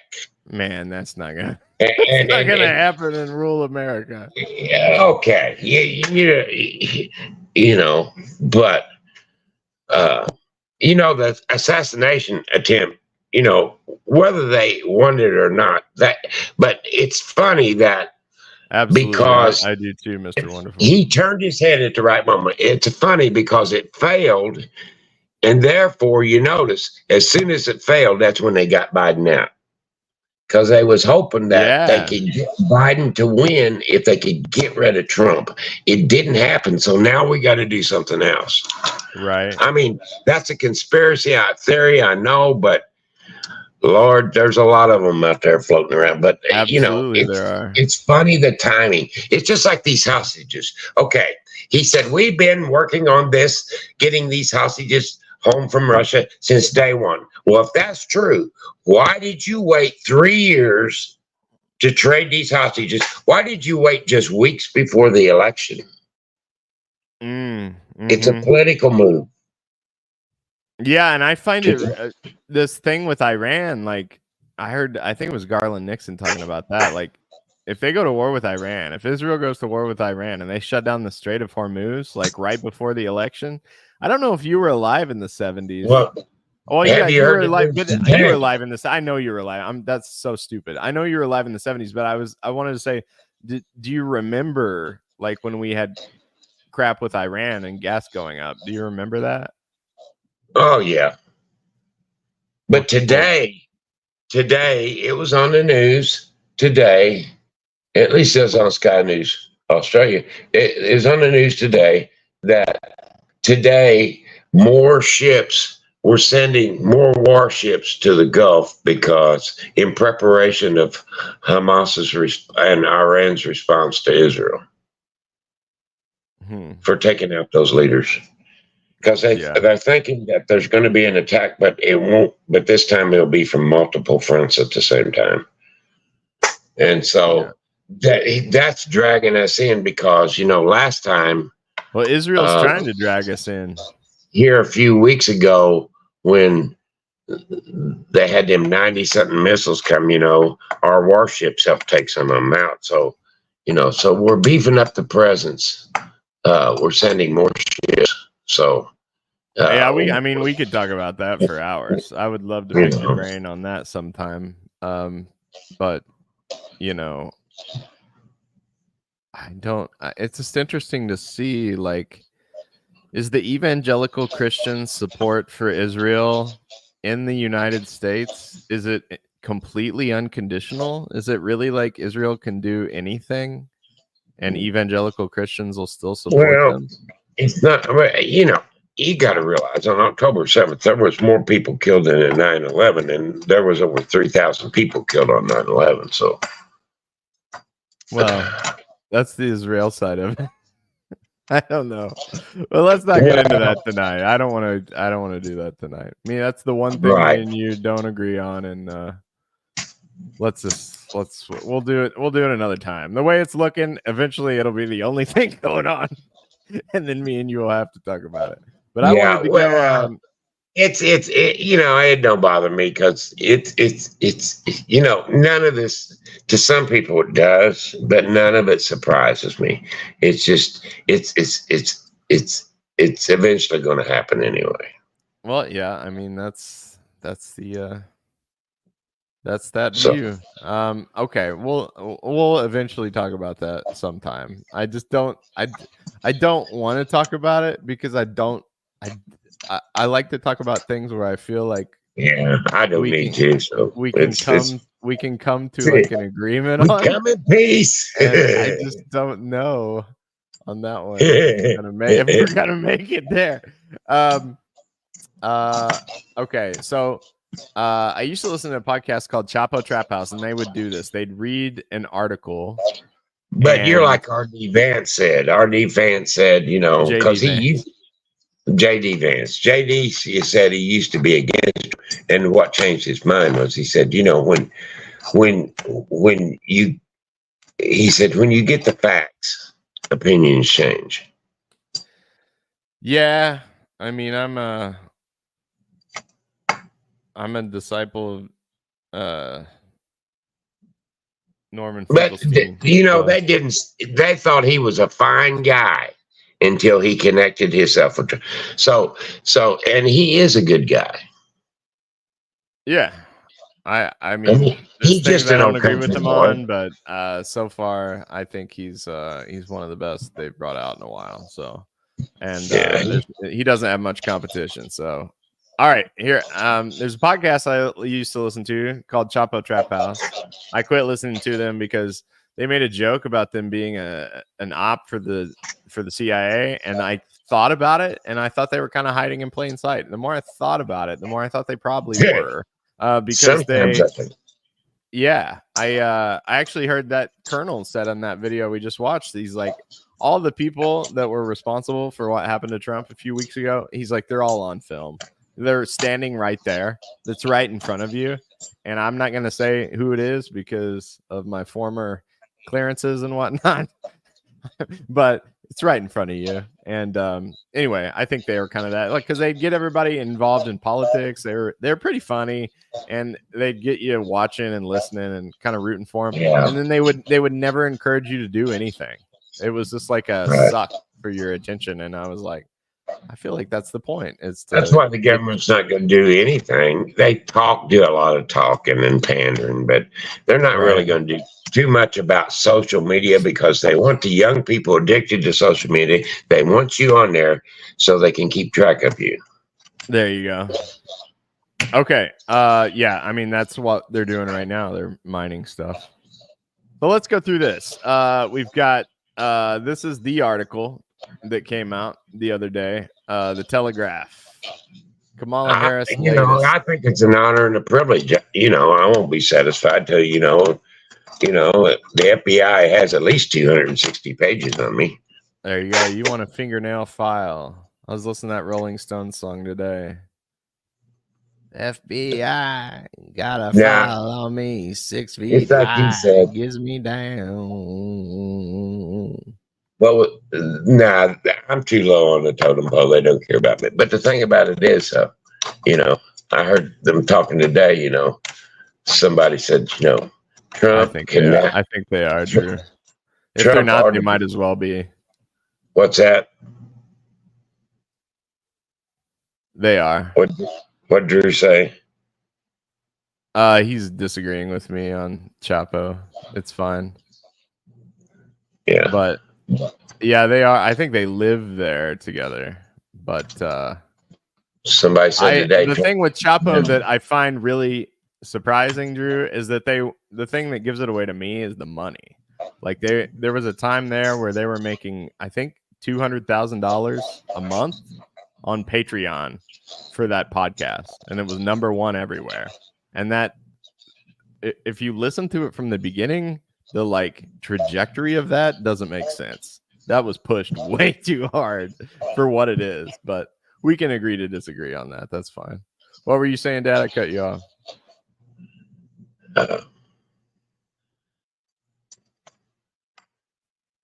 Shit, I don't know. Okay. Mr. Wonderful's dropping facts in here. Oh yeah. But here, I want to go through this. Oh yeah, I know what it was. It said that Trump, he's been prosecuted. He's been convicted. He's been shot. He said he qualifies for his gangster card now. Oh, that's what some rapper said. He qualifies for his gangster card now. I really want to read this, Mr. Wonderful. It's too interesting not to read. It may set Dad off, but we'll see. He said, let's see. I'll be all right. 9/11 was a pretext to money launder to the military-industrial complex, while the military occupied 7 countries in 5 years to plant bases around Israel, so Israel could genocide Palestinians, finishing the British proxy.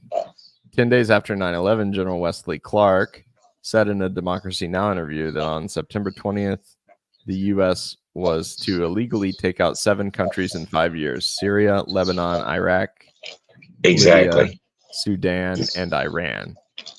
See, I kind of believe that, they were willing to sacrifice Americans because that for a good reason to go to war in Iraq. And everybody talks about the Twin Towers. Explain to me the FBI building.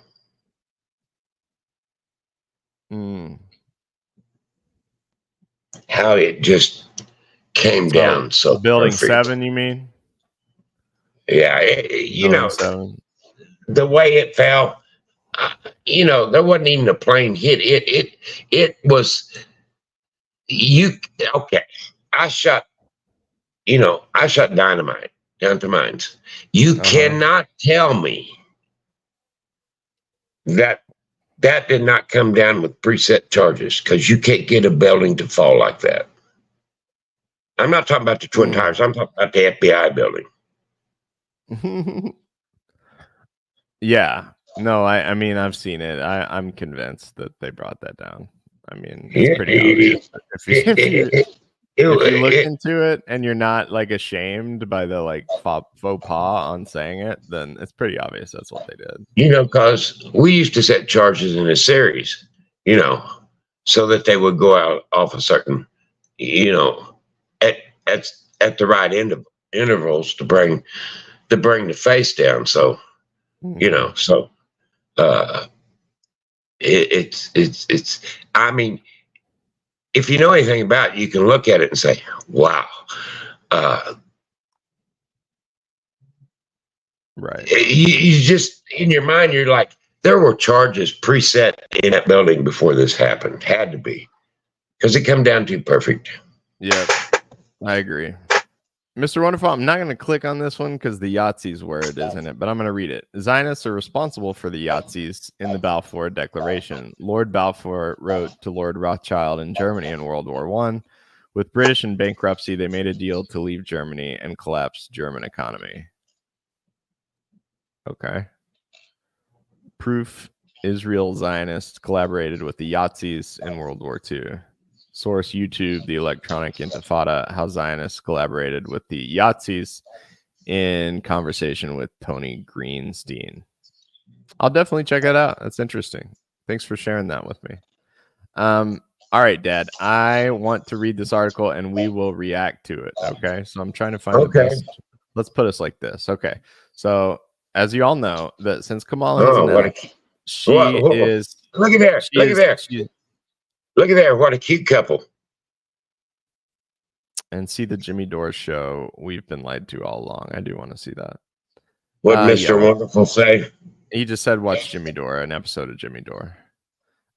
Jimmy for president. All right, here we go. Kamala Harris erases Trump's poll lead in 1 week.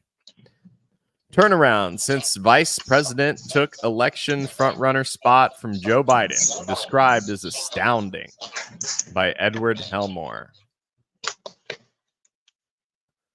Kamala Harris has virtually erased Donald Trump's 6-point lead in the race for U.S. president, according to a new poll. The battle for the White House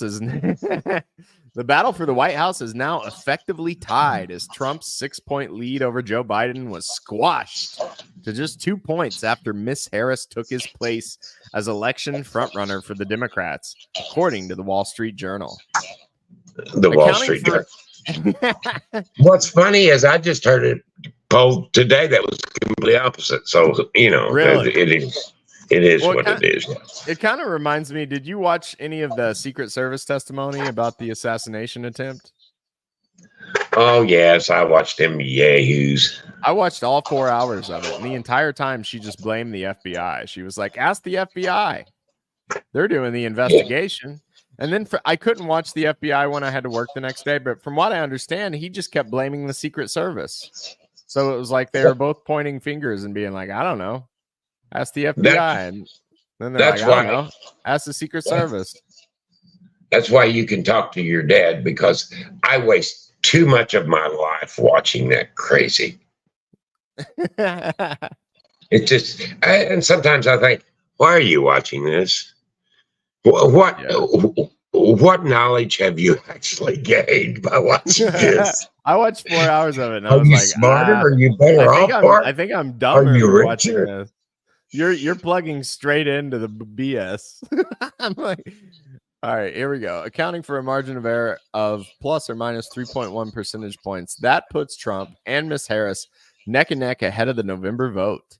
Both candidates were fanning out across the U.S. on Saturday, with Trump insisting he will resume outdoor campaign rallies against the advice of the Secret Service, 2 weeks after surviving an assassination attempt at a fairground in Butler, Pennsylvania. Black, Latino, and young voters all showed greater support for Mrs. Harris than they did for Mr. Biden, 63% to 51%, a finding that could help Mrs. Harris in crucial swing states, including Arizona, Nevada, Georgia, and North Carolina. However, the poll contained a warning for Mrs. Harris, with her 63% support among non-white voters still below the 43% that voted for Mr. Biden 4 years ago. Although above the 51% the president had been registering until quitting the race. What is this?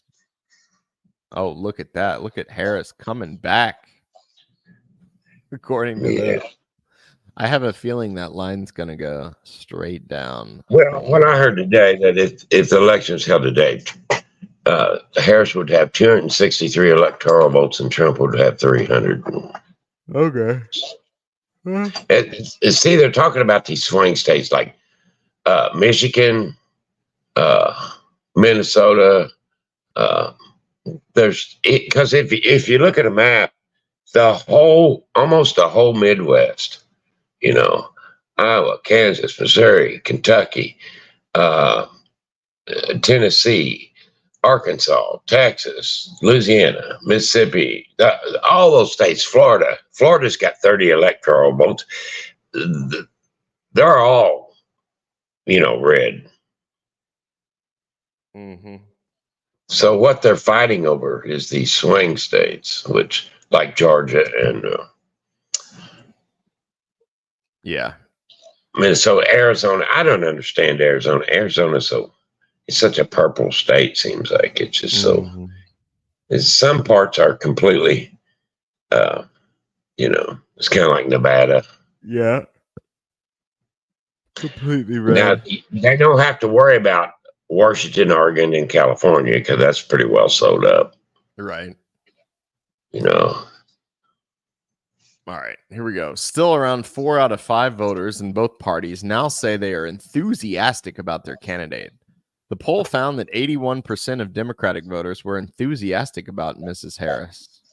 Oh, yeah, they're doing an AOC dance. Compared to 37% who had expressed the same for Mr. Biden. Pollster Mike Boshian described the change as astounding. The poll also indicated that support for independent and third-party candidates, including Robert F. Kennedy Jr., is now hurting Trump more, with Mrs. Harris polling 1 point ahead of Trump, with Mr. Kennedy in the race. Last week, Mr. Kennedy was reported as making overtures to Trump, offering to throw his support behind the former president, possibly in exchange for a cabinet portfolio if Trump wins in November. The Trump campaign declined the offer. On Saturday, Trump accused Mrs. Harris and the media of trying to erase Harris's disastrous record as border czar. They have failed. At a speech in Florida to rally his religious base, he said she was a bum 3 weeks ago and a failed vice president. Donald Trump leaving his latest rally in Florida where he roused a crowd with a speech against Kamala Harris. Trump told supporters at the West Palm Beach rally, hosted by grassroots conservative group Turning Point Action, that if they returned him to the presidency in November, they would not have to vote again. Christians, get out and vote. Just this time, you won't have to do it anymore, Trump said. You know what? It'll be fixed. It'll be fine. You won't have to vote anymore, my beautiful Christians. I love how out of text that quote is. He added, I love you. Get out. You got to get out and vote. In 4 years, you don't have to vote again. We'll have it fixed so good you're not gonna have to vote. I my favorite part of that is completely leaving out the point where he's talking about how they don't normally vote, and he's just asking them to come out and vote this once, and then they can go back to not voting. He's not, but they make it seem like he's gonna end democracy or something, which he's not gonna do. Kamala's path to winning 270 electoral votes. So she's gonna win New Mexico solidly, really? These are the toss-ups: Nevada, Arizona, Michigan, Wisconsin, Georgia, North Carolina, Pennsylvania. Is my geography correct? I believe it is. Yeah, she ain't solid. I don't think that one's that solid blue, but I could be wrong. Yeah, she ain't, that's solid blue either, honestly. But maybe I'm wrong. No matter what they say or what they do, you can have all the white dudes for hair you want, but the Midwest and the Rust Belt is not. It doesn't matter. It doesn't matter if Trump, that they're not going to change their vote. Well, it's obvious now. The Democrats are now the party of big money. Like, look, there's San Francisco, L.A., You guys New talking York about all the City. money she raised. Well, yeah, it's all from big donors. It ain't from small donors. Yeah, and that's what makes a good sign is when you get a lot of, Trump's got a lot of donations. Right after his trial, he got all that money. But they said it was the average donation was $60 or less. So that was a lot of money, Yeah. All right. Number denotes how many electoral votes each swing state represents. The Trump campaign is also confronting misgivings about J.D. Vance, the vice president pick made mere days before Mr. Biden abandoned his re-election run. The Journal poll found that Mr. Vance was viewed favorably by 42% of people and unfavorably by 44%. Stephen Chung, a Trump campaign spokesman, denied reports the Republican nominee was having second thoughts about his choice. President Trump is thrilled with the choice he made with Senator Vance, and they are the perfect team to take back the White House, Mr. Chung told Newsweek. And any reporting to the contrary is nothing but ridiculous fake news from either non-existent sources or individuals who have no idea what's going on. Mr. Vance has been under attack by Democrats over comments he made to Fox News' Tucker Carlson Tonight 3 years ago, in which he described Miss Harris as one of a group of childless cat ladies. Oh, Lord. I knew you'd like that one. Childless cat ladies. Oh, my. You can't make this up. Mrs. Harris does not have biological children, but does have two stepchildren, Cole and Ella Imhoff, who call her Mamala. Oh, God, help me. Kirsten Imhoff, ex-wife of second gentleman Doug Imhoff and mother to Cole and Ella Imhoff, called the attack baseless. Second gentleman. What a phrase. Talk about a cuck phrase. Second gentleman. Anyway, Mrs. Harris, she said, is loving, nurturing, fiercely protective, and always present. I love our blended family and am grateful to have her in it. Mrs. Harris's stepdaughter, Ella Imhoff, a knitwear designer who lives in Brooklyn, New York, wrote, "I love my three parents," in an Instagram post. What in the world? A knitwear designer. In an interview, yeah, knitwear designer. I hope my daughter grows up to be a knitwear designer. I wonder if she's also got a college degree in underwater basket weaving. Hey, maybe she knits for cats, for there you go. For the kittens of other childless cat ladies. So they have a cute little sweater for Christmas or Halloween. In an interview with Sirius radio host Megyn Kelly broadcast Friday, Mr. Vance said women had thanked him for his cat lady comments. I kind of believe that's true. that like traditional women who have families, like I imagine they appreciate such things, but the liberals are acting like there's no one who could ever like what he said. I'm gonna check Purina and invest in some cat food stocks because it's There you bound to go up. There you go. I like the way you think. This is not about criticizing people who, for various reasons, didn't have kids, Mr. Vance said. This is about criticizing the Democratic Party for becoming anti-family and anti-child. He added, obviously, it was a sarcastic comment. I've got nothing against cats. I've got nothing against dogs. I've got one dog at home, and I love him. Well, that's the end of that story. Good job. I had one last thing I want to go over with you, Dad, and then I'm going to go to bed because I got to wake up in the morning. Yeah. Let's see. This was on Tucker Carlson, and this was covers the same topic we covered. Let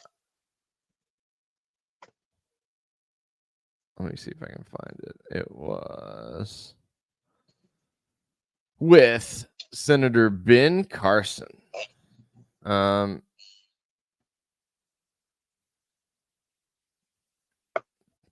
Carson, and it was titled Christianity and Communism. Hopefully it'll come up. There it is. Why communism and Christian. So I want to go through this with you. It's titled Why Christianity and Communism Can't Coexist. And while we're looking that up, I want to get this pulled up to show after it. I think it is this one.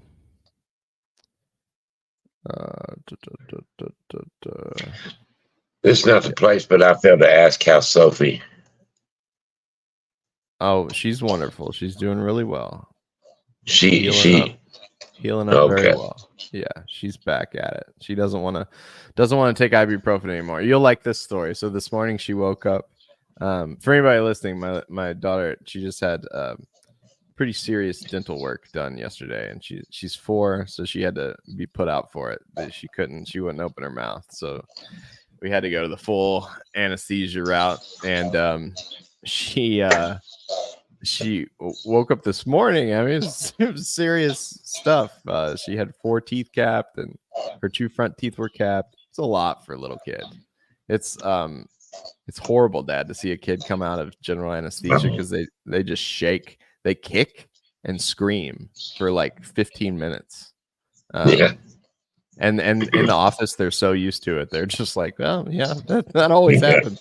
That always happens. She had a breathing tube, and I mean, it was everything. So but everything went well. She's totally back to normal. But the funny thing is, this morning she woke up, and we asked her immediately, like, do you want ibuprofen? Do you want Tylenol? And she hates the taste of it. So she said, no, Dad. She said, I want a Band-Aid. And I could tell that she was not going to be happy until she got a Band-Aid. I said, well, where do you want a Band-Aid? She goes, right here. Yeah. So I put a Band-Aid right on her mouth. And then I go, is there anything else? I go, does that feel better? And she goes, I go, is there anything else? Is there anything else you need? And she goes, a bath bomb. Do you know what a bath bomb is? Yeah. So she wanted her little pink bath bomb. And so she just held her pink bath bomb with her Band-Aid on her face. And then she went right back to sleep. Yeah. How'd she do eating that? She's back. How did she deal with not being able to eat that for a while? She's back at it completely now. I mean, she really only eats waffles. That's her main staple. So she could still, as long as she didn't make it too crunchy, she was fine. You know. Yeah. Anyway. All right. Let's go through this here. All right. So I want to go through this with you because, I mean, you were raised in, like, you know, the Cold War, and I'm still I'm still practicing trying to explain to people you know, how I view communism in a country that everyone has an idea about it. All right, here we go. Look at Tucker. He stole my mic. Come on, Tucker. Yeah, back when we used to have drills once a week to get under our desk, like that's going to save you. All right. All right, here we go. Let's see what he said. The U.S. government seems openly hostile to Christianity, particularly the Biden-Harris administration, replacing Easter with Transvisibility Day, et cetera, putting people in prison for praying in abortion clinics, et cetera, et cetera. Do you notice this hostility toward? Oh, without question. But recognize. Okay, so right off the bat, what does he say here? Et cetera, particularly the Biden-Harris administration, replacing Easter with Transvisibility Day, et cetera, putting people in prison for praying in abortion clinics, et cetera, et cetera. Do you notice this hostility toward? Oh, without question. So, I mean, right off the bat, he's conflating communism with transgender something, Olympics or whatever. And then he's saying that is also... I think the point he's trying to make is they're trying to... It's not so much that as it is them trying to control us, tell us what to think, what to, you know, and change all our, you know, kind of like changing the holidays and everything, trying to just, you know, bring us into their way of thinking. And if you don't, I guess you're weird. Yeah. I've read a lot of Marx, and I've never seen transgenderism anywhere in there. No, you won't. You won't either. I never saw. What's the other thing he said? You can't pray in an abortion clinic? I mean, they never talked about that. Like, to me, none of these things have anything to do. It's like the word communism is a catch-all for the right. Well, like it's I think what they're trying to say is that they would actually, they can't, but they would. They're trying to say that these folks would actually like to have an authoritative government, just like the you know, mandatory gun buyback and stuff. You know, that they want to rule with an iron fist over us. I get that. I just don't know why. Let's just let him keep going. Yeah, I mean, I get it. Well, you go ahead. What are you gonna say? They're just twisting the definition. Right. You know, Yeah. but I understand I understand where they're coming from. I mean, if you be open-minded about it, you understand. Well, let's get to the Christianity part. Let's see what he has to say about that. But recognize that that's part of the overall plan of Marxism. Now, Marxism and communism is very anti-religion because they want you to be dependent on government.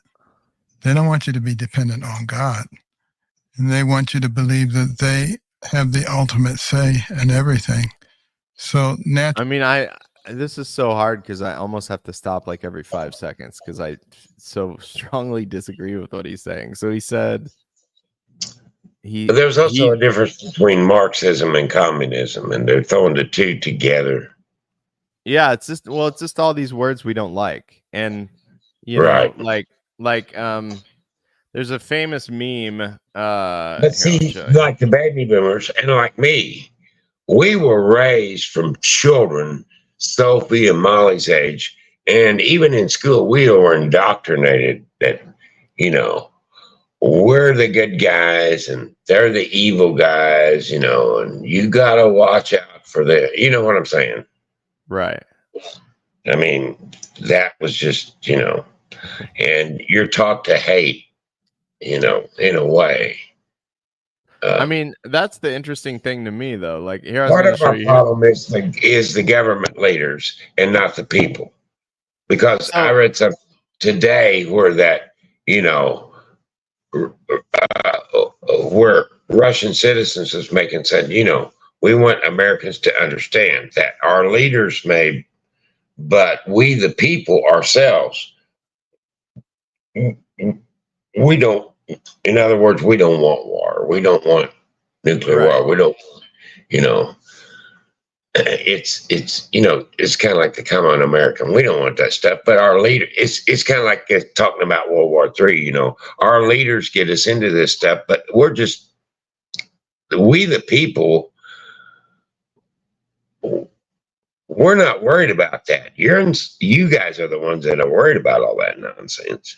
Well, You know, this is a famous meme. You know, like everybody says Kamala is super far left. She's as far left as you can go. People are like, Kamala is a literal communist. And she wants to take your guns away. Right? That's what people say, right? Didn't you just say that she had some bill? well, that, I like, didn't say that she was a communist. I did not say that. no, I know that, but I mean, this is the famous meme, the leftist meme. When you go far enough left, you get your guns back. Like, look at that on the screen there. That's the meme. When you go far enough left, you get your guns back. In every communist revolution ever, everyone's been given a weapon. It doesn't make sense. So here's what I'm trying to say. It's like somebody said today. I wish people would quit calling, saying, "Well, that's like the KKK," or that's like, you're going to extremes. Okay, it's like saying that certain people are like the KKK. No, they're not. They're not killing them. Okay, nowhere near that. It's like saying Trump is a Nazi. Okay. He's nowhere near. Here's the thing. Would you say in Cuba that was a communist country? Would you call Cuba a communist country? I mean, at least when you were raised, right? Right. But it is an authoritative country. Right. Some of these countries, you get in trouble. Huh? You ain't going to have the privilege you go here. Here's the thing, though. Do you know how Che and Fidel won the Cuban Revolution? They went house to house and they gave people a rifle and said, "Hey, do you want to join our guerrilla army and fight Batista?" And they all said, "Hell yeah, we've been waiting for you for years." Right. Because they landed on the island with like 80 men. So how did they take over the island with 80 people? It's because everybody joined their army. It was a citizens militia. And United States and Cuba, that's kind of like, well, it's not like it. It's not like it, but it's kind of like when we went to Mexico and we was going to get Pancho Villa. Like how'd that work out? So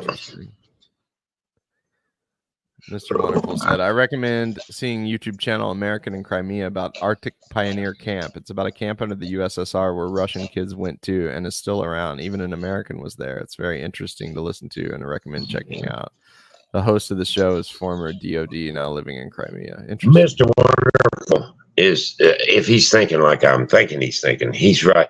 Because if you watch documentaries, you look at a lot of these, when you get outside of the major Russian cities, like if you get way north, those people seldom see the government. There's some of those towns that are so isolated that, right.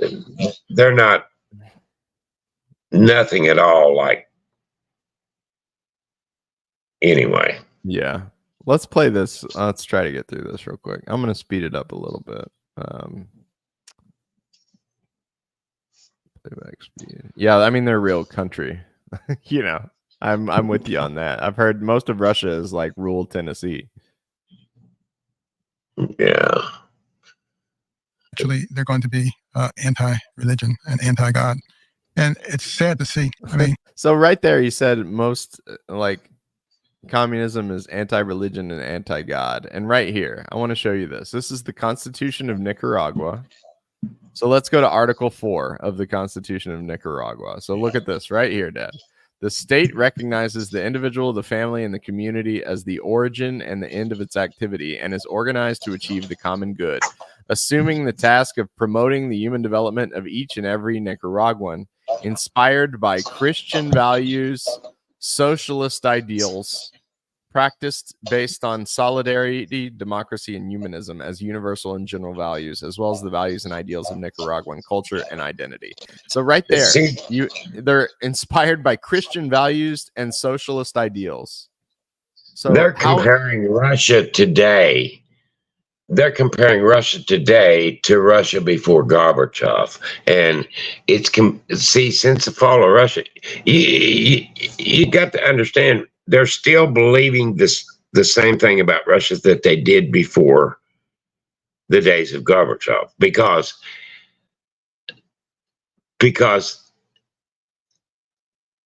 well, Gorbachev destroyed the country. Because the facts are Russia has one of the largest Protestant Orthodox Christian sects in the world. Yes. So they're not against. Now, the old Russia is a completely different story. You know, you could get arrested for taking Bible in there, but not. But well, you know, I don't know about that. Russia, since it's split, it's completely different. I don't know if you know that Stalin was the one that allowed the Orthodox Church, the Orthodox Christian Church, came back under Stalin. Yeah. No, I don't. But I don't. You know. You got to be careful because there's a lot of it I didn't agree with. But to say there wasn't, well, you know, I mean, here's Nicaragua. Okay, this is more recent than the Soviet Union, but it says right here, in their this is in their constitution. They have Christian values, ensure brotherly love, the reconciliation between the members of the Nicaraguan family, the respect for individual diversity without any discrimination, the respect for and equal rights of persons with disabilities, and the preference for the poor. And then the very next one, the socialist ideals promote the common good over individual egoism, seeking to create as ever more inclusive, just, and fair society, promoting an economic democracy which redistributes national wealth and eliminates exploitation among human beings. So they have Christian values and socialist ideals. They might have Christian values, but their governments are corrupt because the people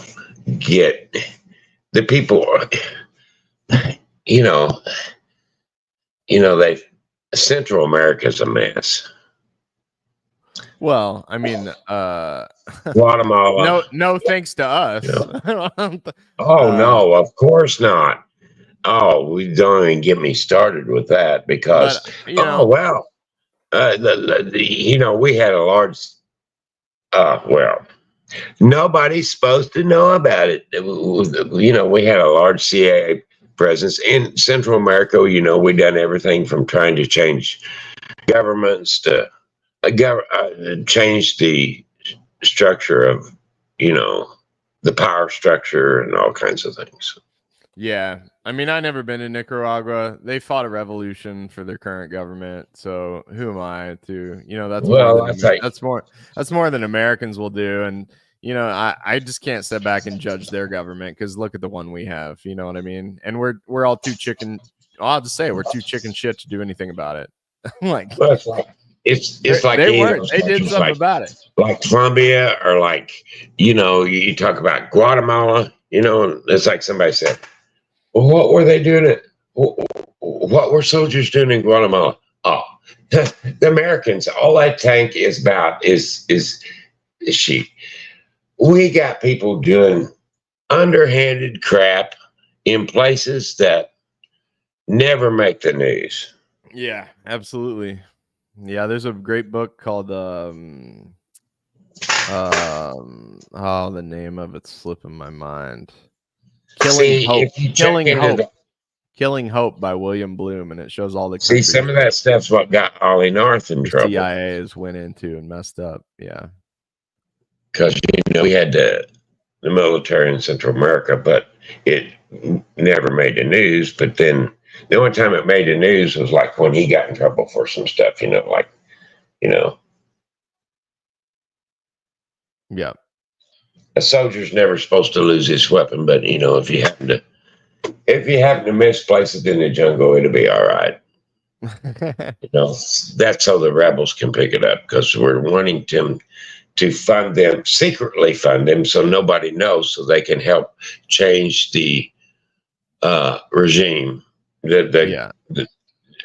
change the government leadership into someone that we want there. Mr. Wonderful said here, when most people talk about communism, they don't know a damn thing. I wholeheartedly agree with that. I also think, though, Mr. Wonderful. Yeah, I agree with that. That Yeah. when most Americans realize how much they've been lied to about communism, they will do a 180 on the issue harder than anyone else, and they will never be able to be talked out of it because they will realize, wow, you bastards lied to me my entire life. The thing that would have made my life a lot better, you told me would destroy my life. And when people realize that, I think it will click for them in a way that cannot be undone, and they will be some of the strongest comrades imaginable. But that's just my own personal belief. All right. I do think that, Dad, I think that is the ultimate conspiracy theory in America, is that communism is bad.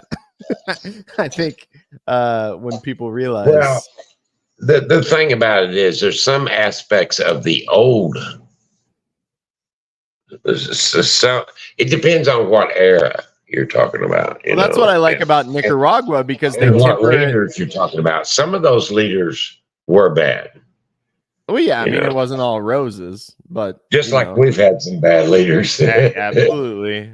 But I think there's some good ideas in there, and I really like how Nicaragua tempers it with Christian values, because that's how I personally feel myself. I think if you temper, well, let's just say it out loud. If you temper your communism with Christian values, then you're going to avoid a lot of the evil. When we get off here, I'm going to find something and send it to you. Okay. It All right, was let's finish this real quick here. Okay. When you look at television, the way that they mock Christians and Christianity, and you saw all of the protests that occurred recently when the governor of Louisiana said we're going to have the 10 Commandments in the schools, and the governor of Oklahoma and the legislature said we're going to teach the Bible and the 10 Commandments. Oh, no, you can't do that. This is horrible.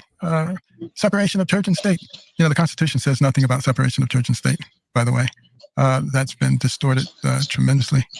But I like to ask these people, exactly why don't you want the 10 Commandments to be taught? What is wrong with thou shalt not kill? What's wrong with thou shalt not steal? Thou shalt not commit adultery? He's just mixing so many different things. Like, you blame TV on the communists? Like, the TV's owned by the richest people in the country. I don't understand what you're talking about. But I don't know. I'm gonna let this play, or I'm never gonna get this over with, and I'm never gonna go to bed. So I'm just gonna let it roll for a minute. Thou shalt not lie, thou shalt not envy, honor your parents. What's wrong with those things? And of course, they never have a good answer for what's wrong with them, because there is nothing that's wrong with them. And these are basic principles of civilization. And you can go to the deepest, darkest. Those are the exact principles in the Nicaraguan Constitution, Ben, followed by a commitment to socialism. So I don't know what you're talking about. All law, whether it be China, Russia, anywhere you go, all law since the beginning has been based on those principles, because there's not a country in the world you can go where, where murder is legal. There's not a country in the world you can go where stealing is legal. Yeah, no, that makes it's sense. all based upon those on those original principles. Absolutely. All right. Jungle of Borneo. And if you find a thief, what does he do? He waits until nighttime when nobody can see him, and he goes and steals. Why did he do that? Because he knows it's wrong. There is such a thing as right and wrong. And there's nothing wrong with us teaching that to our children. I don't think they've gotten rid of religion in the public square. They've just changed the religion, and it's now transgenderism and environmentalism. Right. But it's recognizable to me immediately as a theology. No, it is. And their belief in it is very strong. And they go so far as to want to punish those who disagree with them and make life very difficult for them. I think we're in a situation now where our society, to a large degree, actually thinks logically and understands the difference between right and wrong and good and evil. But we have people who are afraid. They're afraid to express their ideals because of the punishment, because of cancellation, because somebody might call them a bad name, because somebody might make life difficult for their family. I agree, Mr. Wonderful. I always feel like he's a few knives short of a drawer, but maybe it's the squinty eyes. I don't know. I mean, we've talked enough about facial features on here. Oh, Lord. Oh, Lord. To recognize is when you stand up for what you believe in, you give license and encouragement for others to do the same thing. And remember, you cannot be the land of the free if you're not the home of the brave. Was it strange for you to go, well, actually, like Trump, you were very famous before you entered politics. And also like Trump, but to a greater extent, really, than Trump, you were loved by the media and by our institutions. Was it strange to go from being a hero to a villain basically overnight? It wasn't strange. It was expected. I recognized that would likely occur. But then I had to ask myself, what are you here for? And why has God used you in this way? And why has he given you such amazing accomplishments and a platform? And obviously, it was not to look for the approval and adulation of mankind. It was to fulfill your duty to God and bring praise and honor and glory to his name. So it never really bothered me, particularly when a lot of the mainstream said he's a horrible person. And, you know, he's a horrible person. Never mind the fact that he saved thousands of lives and came up with all kinds of new ways to do wonderful things. He's a horrible person because whatever they believe is not what he believes. And the good thing is that I don't encounter a lot of people who feel that way. Was he talking about Jesus? I spaced out for a second. Well, you know, it's kind of like, you know, if you don't believe in climate change, you know, if you don't want an electric car, then you're weird. You people, I got on the weirdness. You got a lot of things to worry about. We're trying to put food on our table. You know, you people need to get a life. Apparently, you ain't got nothing to do except, stick your nose in other.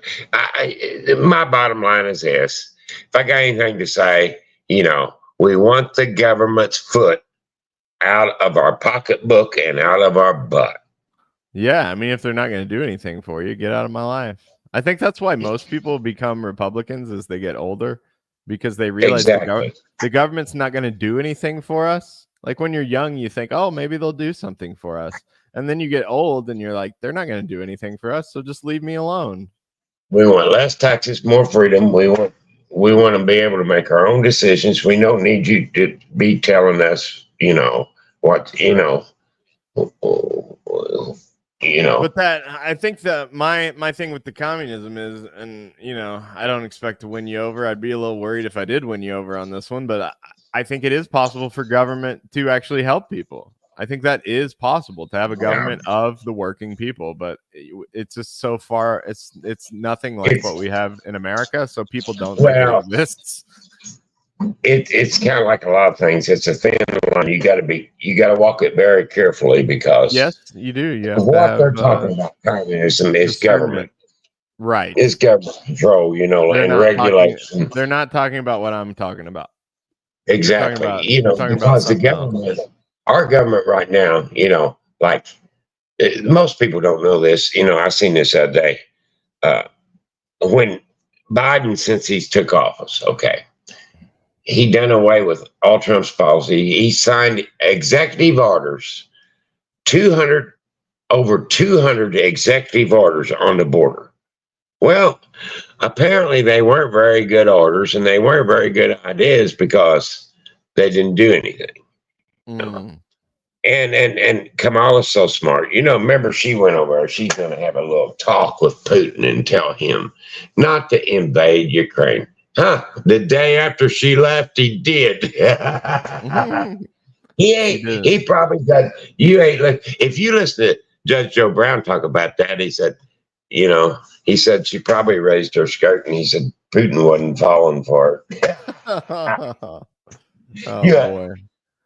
I think this is the system we're living in: authoritarian neoliberalism, or authoritarian neoliberal capitalism, whichever you want to call it. But that is what they're talking about. They call that communism. But that's actually what it is. Back to what we freed ourselves from England. They're wanting to take us back into a system of monarchy. Where they, Queen Kamala. You think they'll call it Queen? Yes, Queen. They want to, regulation. There's not a room big enough to fill all the stacks of regulations. Most people, there's no way. Yeah. There's nobody in Congress knows what they all are. It's just endless. That's a house good. of That's a good point, Mr. Wonderful. Do you know what the hammer and sickle represent, Dad? I used to. So what? Who uses a hammer? Well, a blacksmith uses a hammer. A worker, right?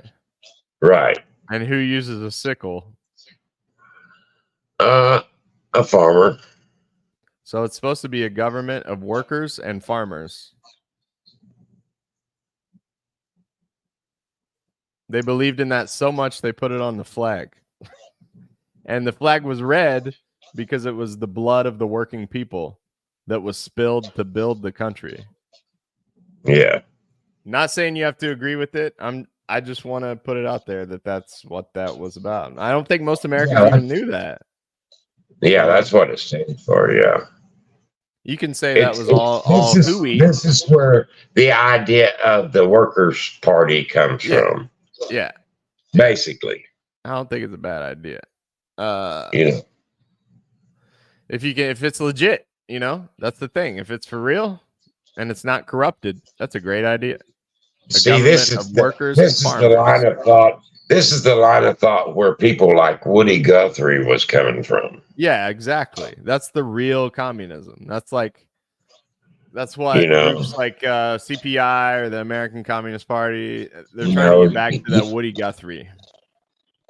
He had on the back of his guitar, he'd flip it over and it said, "This instrument kills fascists." Yeah. Yeah, because a bunch of American communists, the American Communist Party actually they quit striking to go fight the Nazis. That was. But you got to realize that Russia hated the Nazis just as bad as we did. Absolutely. And without them, they helped us defeat them. They did, and they were communists at the time. And I think that's the thing that's hard for Americans to really wrap their mind around. Was I don't think the Russian people were that different than they are today. At that time, they had a scary flag, and everybody told you they were evil communists. I don't really think they were much different than they are today. All right, Ben, I'm gonna keep this going. When I go to the airport, when I came in here yesterday, and I went to the airport, I had a line of people waiting to take pictures with me and to shake my hand and to thank me. And that's what I find. Does the rest of this have anything to do with communism? Let's make it real fast. Every place I go. So the mainstream media, they do their best to demonize anybody who doesn't agree with them. But I don't think they're as effective as they think they are. I think that's exactly right. What is the point of life? And, and I wonder about that for people who don't have a belief in God, a belief in the hereafter, a belief in the goodness of people. What is their point? And I guess their only point is, let me have as much fun as I can, because then I'll be gone and that'll be the end. I would be very depressed if that was the way I thought. Yeah, it doesn't seem that fun. No. So if you were giving counsel to, like you've already done with your own boys, all three are married and have children, but if you were giving advice to a 25-year-old young man, what would it be? Well, I would say, what are you good at? Because first thing you need to do is, I hope you're working. And if you're not working, you need to find out what career you should be pursuing. Everybody's good at something. But so often people do things based on what other people's success is and not on what their gifts and talents are. Yes. And for instance, when I started medical school, I did very poorly on the first set of comprehensive exams. So poorly, in fact, that my counselor told me to drop out of medical school. He said, "You're not cut out for medicine, and you're just going to torment yourself and everybody else, and we're going to help you get into another area." I was devastated. I'd only wanted to be a doctor since I was 8 years old. I finally get to medical school, and the person who's supposed to help me says drop out. And I immediately sought wisdom from God. And I started thinking, what kind of courses have you always done well in, and what kind of courses have you struggled in? And I realized I did well in courses where I did a lot of reading. I struggled in courses where I listened to a lot of boring lectures. Yeah. Because I didn't get anything out of boring lectures. I get zero. And that's 6 hours a day. So I made an executive decision to skip the boring lectures and spend that time reading. And the rest of medical school was a snap after that. And years later, when I was back at my medical school as a commencement speaker, I was looking for that counselor because I was going to tell me he wasn't cut out to be a counselor. Because some people are just negative. They can always figure out why you can't do something, but they can't figure out how you can do something. And we really need to be positive influences in our spheres of influence. And that's what I would tell that 25-year-old. All right. Well, the back half of that had nothing to do with communism. But then I had to ask myself, what are you here for? And why has God used you? Like Trump, you were very famous before you entered politics. It was expected. Obviously, it was not to look for the approval and adulation of mankind. Such amazing accomplishments on a platform. And obviously, it was not to look for but then I had to ask myself, what are you here for? And why has God used you in this way? And why is he giving you such amazing accomplishments on a platform? And obviously, it was not to look for. I can't remember exactly that part. Whatever. All right. It's way too late. I got to work all day tomorrow. I'll real quick put these up here just in case anyone feels so inclined. I have a Patreon and I have a Buy Me a Coffee. And like I always say, if somebody buys this coffee, I'll buy Dad a coffee because he makes these Friday night shows. They wouldn't be the same without Dad. You never know what he's going to say. That's why we tune in. And I love y'all. God bless everybody. And Ben Carson, I wish I could talk to you because somehow I am both. I'm first a Christian and second a communist. So I think just my very existence may make your head explode. But I would like to see what you would say to me. I imagine you just find a reason to walk away pretty quick. But anyway, I was telling him, Dad, that we're going to call it a night. And did you have anything? Yeah, I had to plug my phone in. I gotcha.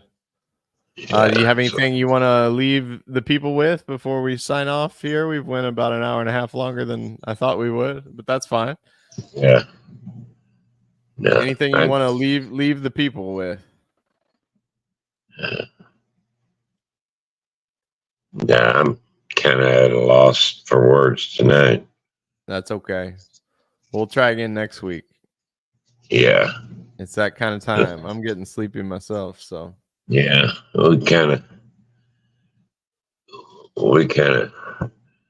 run over the place tonight. We did. Two ADD bouncing all around. The balls in a pinball machine. Mr. Wonderful says, take care. Peace. It was a great show. Well, thank you, Mr. Wonderful. Thanks for always stopping by. We always appreciate you. I don't either. And we'll see you next time, man. All right, Dad, I love you. I'll see you next week. Okay, love you. Good Love night, you my later. friend. Thanks for doing this. Oh, yeah. You bet. I look forward to it every week. Okay. All right. See ya. God bless y'all. Okay. Peace.